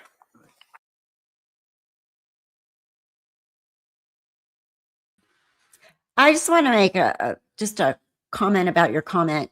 You know, I understand disagreement about guilt, insanity, and the evidence. That's totally welcome here, but this is a tragedy. Calling her a monster, I don't know if that's the right way to go about this. I think I want this chat, especially a case because I'm a nurse and I see the possible diagnosis of psychosis, severe mental illness. We don't call somebody a monster that literally could be severely mentally ill, and had been in a psychosis state during this. So, and the death of 3 children, you know, it's not a Lifetime movie. So I understand your anger, but I just think that we should probably keep the comments focused on the testimony and the legal issues right now, because we haven't seen much of this case and much evidence yet.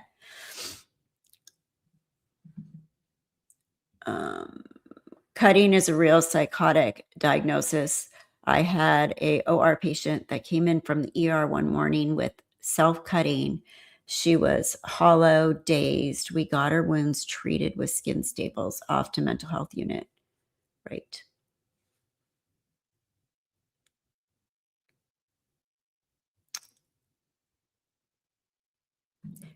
And the Commonwealth has, they actually admitted she has mental illness. So that honestly isn't even in dispute here. What's in dispute is, was she criminally responsible at the time of the murders? So I bet there's some patients you just never forget, never. All right, let's go back. Attorney Reddington? Tell me again, are you an EMT, a paramedic, or Paramedic. paramedic? And how long do you study for that? 2 years plus. Would that be full-time studying, or are you working at the same I time? was working at the Okay. same time. Do you know on that evening what the temperature was outside? It was cold. Wicked cold, wasn't it? Mid-30s. It was lower than that, wasn't it? I couldn't. I was a It couple. was really cold. Yeah. And how long was she laying in the snow and on the ground? We got the call at 6-ish or whatever time it was. We And the call responded. came because her husband came home from picking up food and found her on the ground, right? Correct. So you don't know how long she was laying in the snow on the ground, right? No. In the cold? Correct. And what's hemostasis? Do you know? What's that?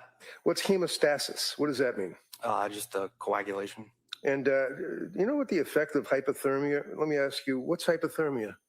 It's just the body under temperature of the body. Under temperature of the body? Or your body is not at temperature that it should be. Right, because of the environment, right? Cold, right? Yes. Yes. Sometimes it can be medically induced, right? Mhm.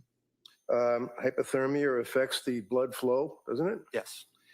In fact, you actually have a thing called therapeutic hypothermia, right? Mhm. Like if they have to restrict the blood flow to either a heart or a brain or something, that a person can be induced medically to be cold, Yes. and it would restrict blood flow, right? Mhm.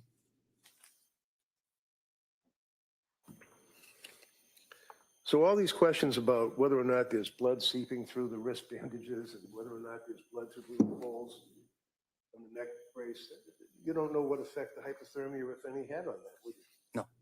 Thank you, sir. That's all I have. Redirect. Sir, there's typically heat in a hospital, correct? Usually, yes. And were you aware that, well, Ms. Clancy went to South Shore Hospital, correct? Yes. And are you aware that the wounds on her wrist did not have to be sutured until the following day? I didn't get any of that information after. Were you aware that the wound on her neck never had to be sutured? Same answer. Thank you. Okay, so she did need sutures. That was one of my big questions about what was the treatment for those superficial wounds. Also, you know, he said they put ABD pads on it. So let me just show you for 1 second. Let me see if I can make myself a little bigger here. Hold on. Oh, there went me. Okay, let me bring him back. What the heck, Kathy? I need my backstage person. All right. Shoot. How come I can't make myself bigger? Okay, there we go.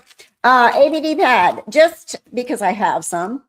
They're actually kind of big. They're not just like wrapping up in gauze. So I'm sure there was a reason that they used an ABD pad because they're not tiny.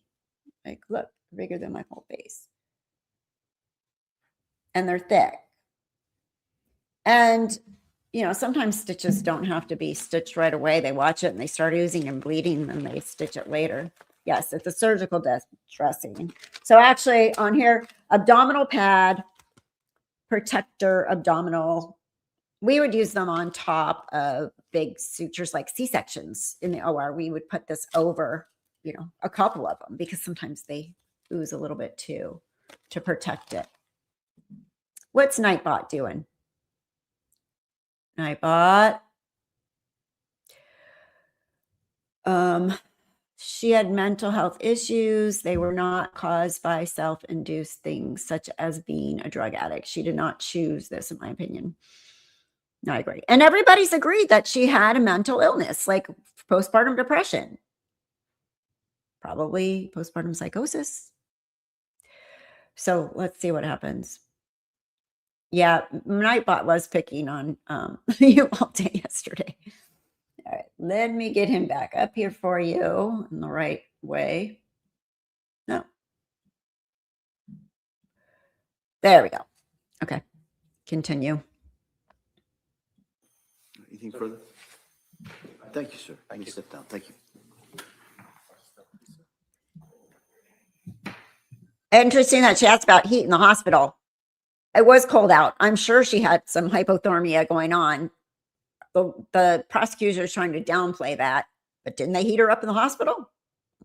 Have you been in an ER? Don't you wonder why they have warm blankets? Just kidding, but yeah. There we go. Let's see where we're at. Commonwealth calls Vincent Cahill.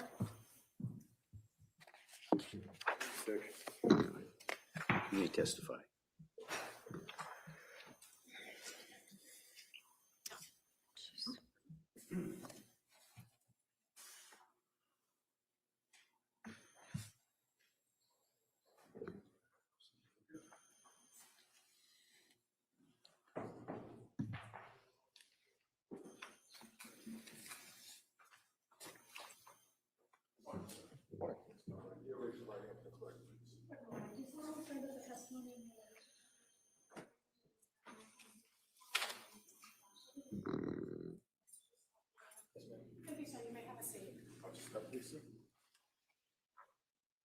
All right, good morning, sir. Morning, all right. Sure.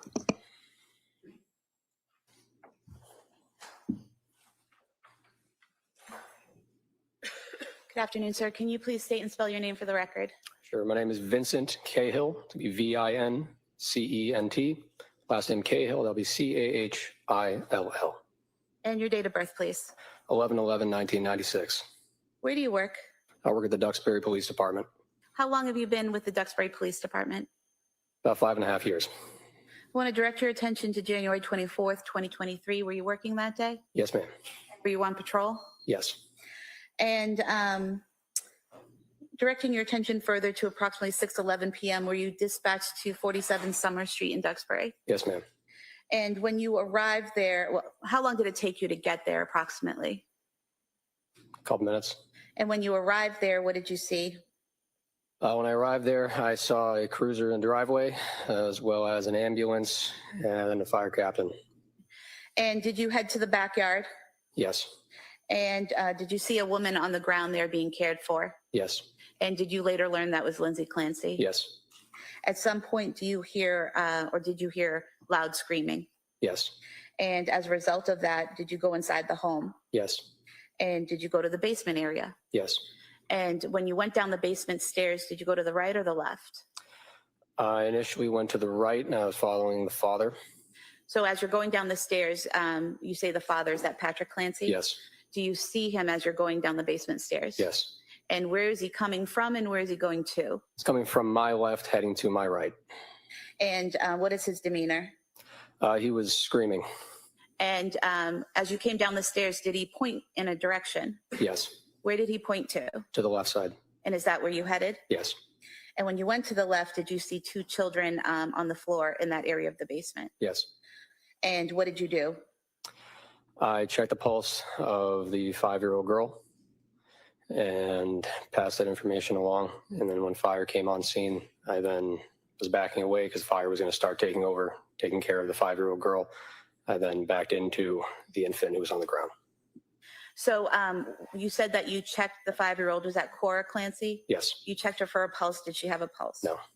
And you said fire came down and started taking over. Was that firefighters from Duxbury Fire Department? Yes, ma'am. And you said you started backing up. Is that when you bumped into Callan Clancy? Yes, ma'am. And at that point in time, what did you do next? I checked Callan's pulse. And did he have a pulse? No. Did firefighters take over care of Callan? Yes. At that point, did you do something to make it easier for the people to fit in the room and treat the children? Yes. I moved a large futon or ottoman, piece of furniture. And I'm showing you Exhibit 96, directing your attention to the couch bed and the ottoman on top of it. Were you the one that placed that ottoman on top of the couch bed? Yes, ma'am.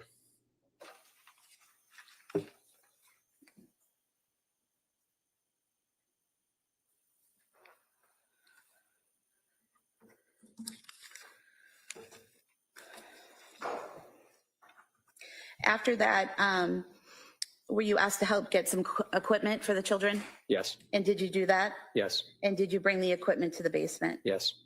And after that, did you assist with getting Cora to the ambulance? I assisted with rescue breaths with Cora as well as CPR. I aided with Officer Josephine. And how were you doing the rescue breaths and the CPR? I was using a bag valve mask. Myself and Officer Josephine were timing it every couple seconds. It was 15 seconds. I was doing rescue breaths on Cora. Okay. And at some point, she's taken out of the basement into an ambulance, correct? Yes. Did you assist with that? I don't recall. And at any point, did she regain a pulse or ability to breathe while you were helping to assist her? At some point in time, were you given the task of monitoring who came into the scene and who left the scene? Yes. Throughout the night? Yes. And showing you what's entitled Crime Scene Entry and Exit Log. Is this the form that you were in charge of? Just documenting every time someone came to the scene or left the scene. Yes, ma'am. If I could have this marked as the next exhibit, please. Any objection? No. That may be admitted. I have nothing further. Thank you. Counsel? No. All right. Thank you, sir. Please. Thank you, Your Honor. Thank you. Your Honor, if we may approach side by. Sure.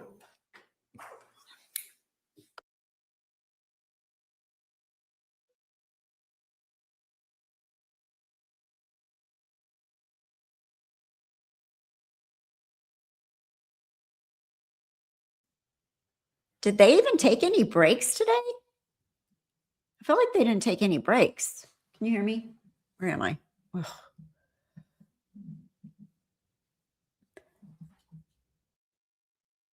Are you, PLM, what, are you on Chatting with Kathy or are you on Left Undone?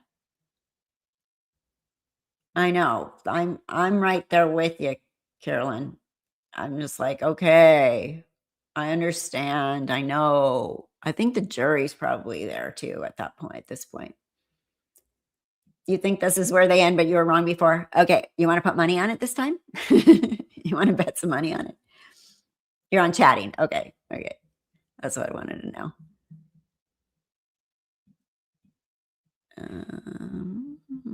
This was, I was trying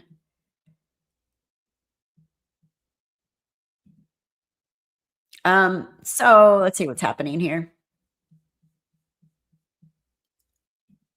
We'll see if they're going to come back. I know. I'm not that patient of a person, so I like get it already. Other people that are actually understanding more than I do are like they have to. But honestly, Kevin, her defense attorney, has already filed a motion that this is not necessary to have all the people come up and say the same thing. Judge denied it for now until something else, I guess, until there was a reason to bring it up again, is what he said in that motion hearing. If she would have landed on her head out of the window, I think it would have killed her. So I don't know how they could think the attempt was fake. Would the fall not have killed her if she landed on her head? Exactly. Now, I heard them in a prior hearing say that she went carefully out the window and slid down. Talking to counsel. Still pretty high up. There's a couple of issues that we have to kind of hammer out and get done. And rather than have you wait around, I'm not quite sure how long that's going to go. I'm going to excuse you for the day. All right. As I told you, sometimes the schedules don't always match up what I tell you they're going to do even a couple hours before. So I'm going to excuse you until tomorrow morning. All right. And so tomorrow morning, the plan is that we're going to go on this view. And I'll explain it a little bit more in detail tomorrow. But just so you can kind of picture it in your head, I'm going to ask you to be here, to be ready to come out here at 9 o'clock. I'm going to address you, probably ask those same questions. Then I'll give you a little bit of information about the view. I'll give you an instruction. What the view is, we're going to go to a couple of areas. You're going to be able to get out and look at these areas. The lawyers will be there. They'll be able to point out what they feel is significant. And at that point, we'll then come back. We'll continue with some of the testimony. We may end up a little bit early tomorrow as well in regards to the schedules. And at that point, I'm going to talk to counsel, kind of see where we are in regards to the overall schedule. But it's my impression that we are ahead of schedule at this point.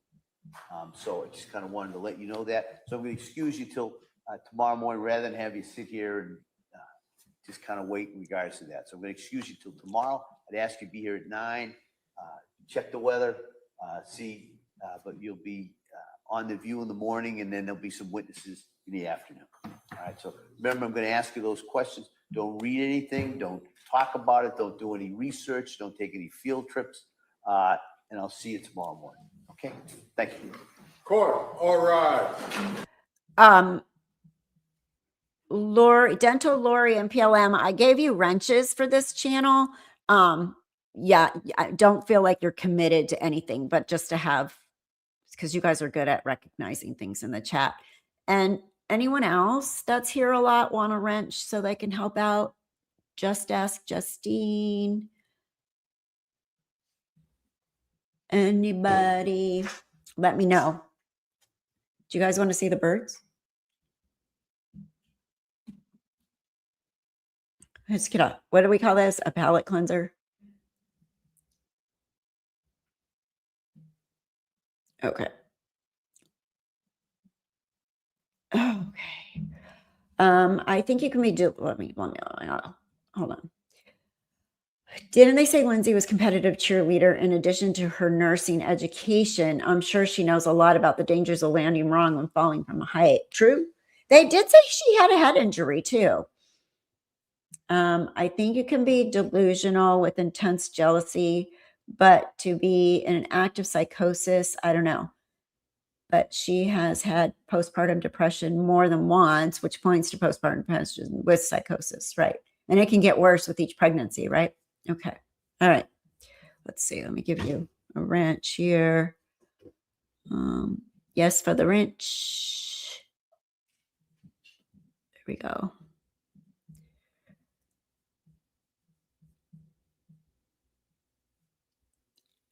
Yes, to the birds. Okay, hold on. One more little look at the birds here because they went away for a second. There's 2 doves. The doves are trying to come down and eat all the bird seed again. Let me turn this back on to see if they're done for the day. And you guys can see the birds at the same time. Sure, close your notebooks, away from all the chairs, please. Follow me.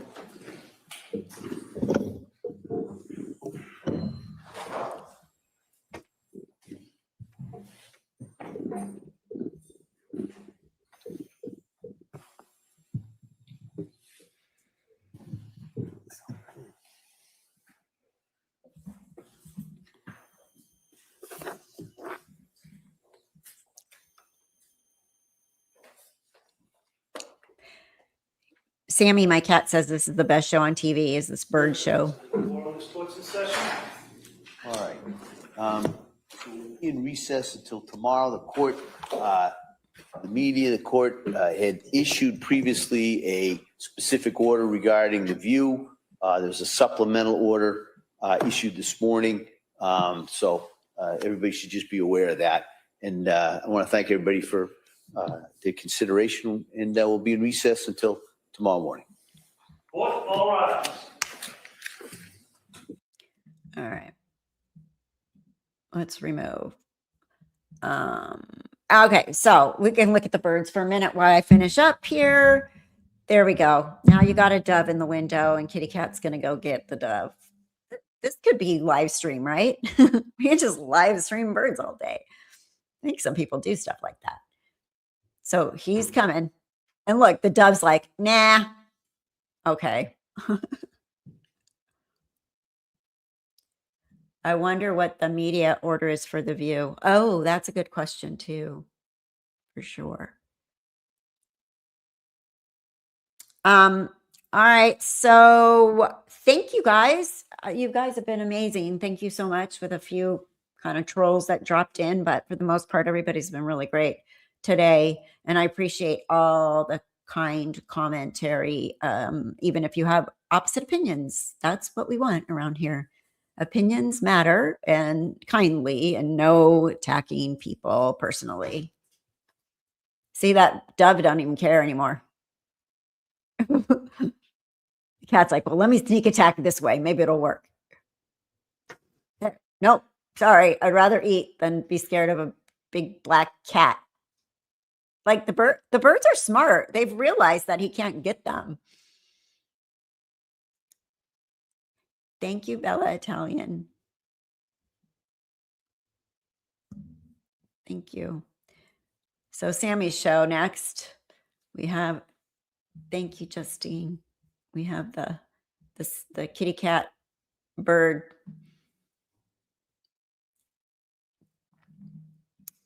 Thank you. All right, we got rid of him.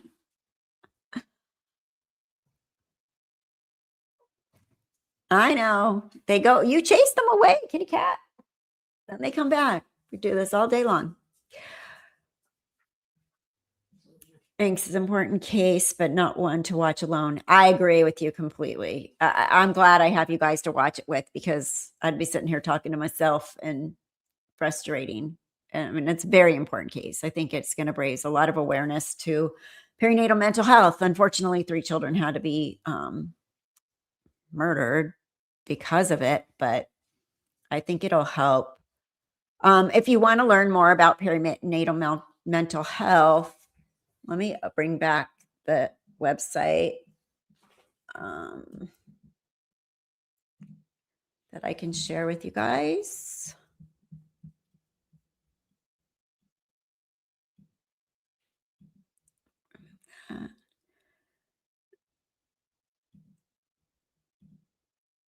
Here we go. We got birds and this one, Postpartum Support International. They have a hotline, 24 hours. You can actually just text help to their phone number here. And they have an app, and they have really amazing explanations for people to understand. They have an app, Make a Difference. You can do a research study if you've had any issues with postpartum depression, any perinatal mental health, which I think is really, really important. They have conferences, and they say, 1 in 5 moms and 1 in 10 dads suffer from postpartum depression. Dads too. And you join the world's largest event, raising funds and awareness for the mental health of new families. You can find providers that specialize. And Mind the Gap, which I think is really interesting, is a collective impact initiative to address America's silent health crisis, untreated and unaddressed perinatal mental health disorders. So there is, and it has been proven that there is a lack of awareness and a lack of attention to perinatal mental health. And it is a crisis, a health crisis. And there's all kinds of fact sheets here. Postpartum psychosis help, get help, connect with local coordinators, online provider. You can find an online provider that specializes. They have events and stuff. And then for professionals, there's trainings. There's a perinatal mental health certification, which I wouldn't mind getting, to be honest. A psychiatric consultation line, and a perimental health alliance for people of color, because there is in all maternity, in all OB, postpartum, pregnancy, the Black community is not taken as seriously as others. And that's a big problem too. So that's another thing that's a health crisis for that community. So there's a lot of information here. But if you want to,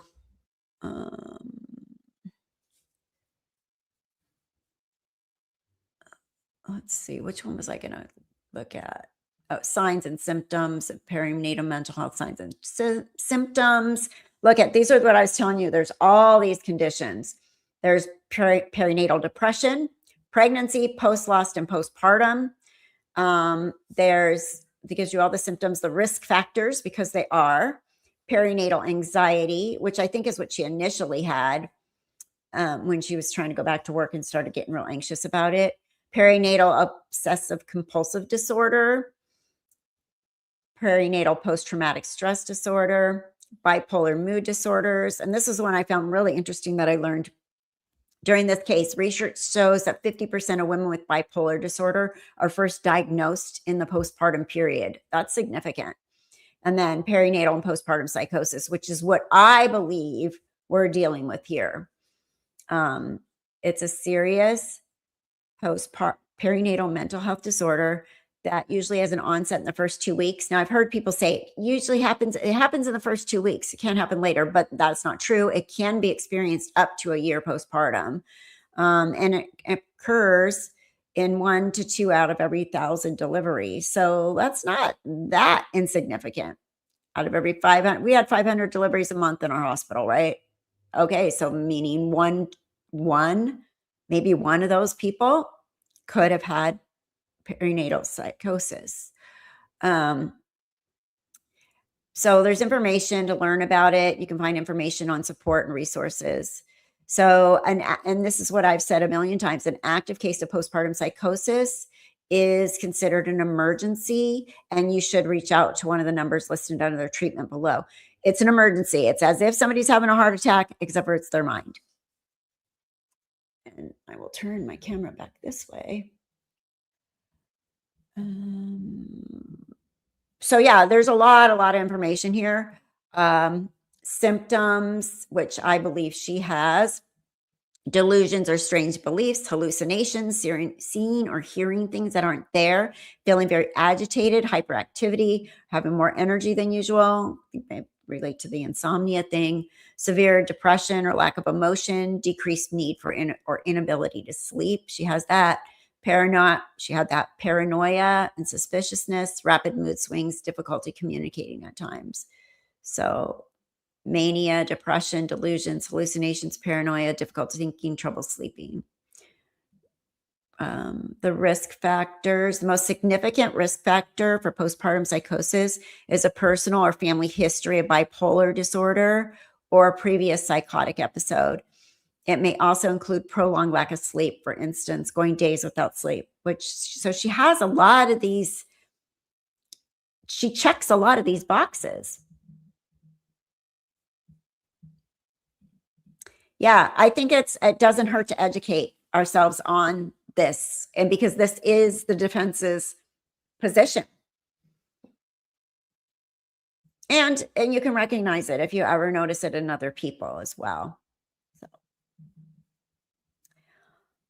Okay, I guess we're done. I'm hungry. It's 1:06 here.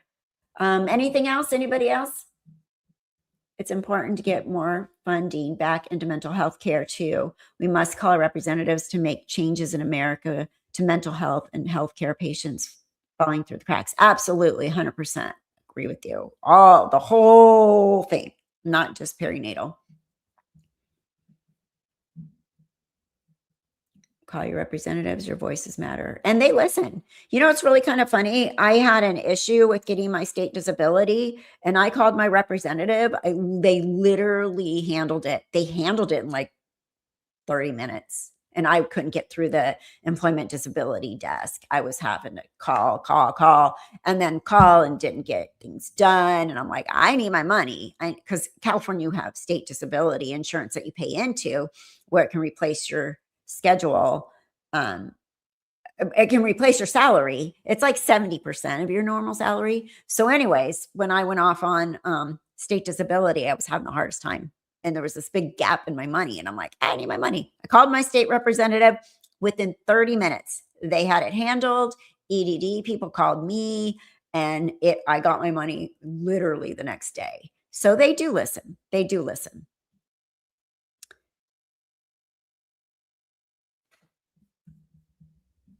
You know what? Me and was looking for things. There's court tomorrow. They said tomorrow. Are they going to go to the courthouse and then they're going on their road trip, field trip? Because we're not going to that, right? They're not taking media, or are they taking media to the field trip? Did anybody happen to hear? Kathy missed it. Bad host.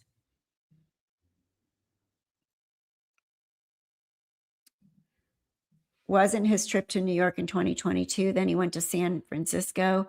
Isn't this new wife from New York? Didn't he move to New York right after this? Yeah, and somebody posted a picture of him and the new wife literally 1 year after this happened.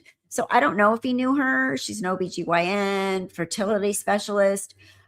I mean, maybe she reached out to support him because she understands postpartum psychosis, because obviously she's standing behind him, standing behind her, right? The company that makes you call them 20 times to get money or services that they actually owe you.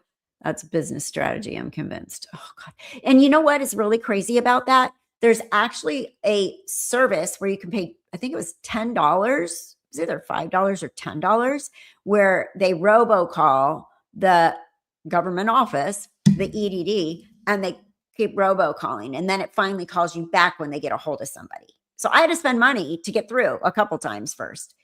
It's like, wow. Nice to meet you too. Thank you so much for being here. It's AJMF or AI. I can't see. Bad eyes. I need new glasses. They got married in April 2026. So they just got married this past April. Thank you. I didn't know that. You need that in Canada? The robocall? It might be. I found it online. It's called, I don't know. Can't look for it. I forget what it's called, but it was specific to kind of get through California government offices. So they may or may not have it. All right. Well, you guys are amazing. Thank you so much for being here today. Let me take this down. If you want to do any research on that, it's postpartum.net. If you know anybody, at least save the number.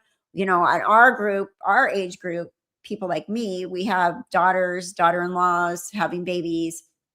My nephew just had a baby. I'm like, call me if you have any postpartum questions. They said it was kind of a rough delivery, although his wife is a PhD psychologist. So, but hey, we can be patients too, all of us. When did they meet? That's a good question. That's a good question. Although, I don't know. We don't know what goes on behind closed doors, right? We don't know if they were having any kind of problems or not. But I'm not going to assume they were or assume they weren't. Maybe it'll come out later. I think the bottom line is these children were killed, and we need to understand if it was criminally responsible or if it was a psychotic episode where she was out of her mind completely. Yes, great, interesting trial. Lots to learn. All right, everybody, I'm going to head out of here. And thank you so much for being here. Please stay safe and stay well. I'm Kathy. And thank you. I've been on Chatting with Kathy and Left Undone, 2 of my channels. And thanks for whichever one you watched. I appreciate you. Bye-bye.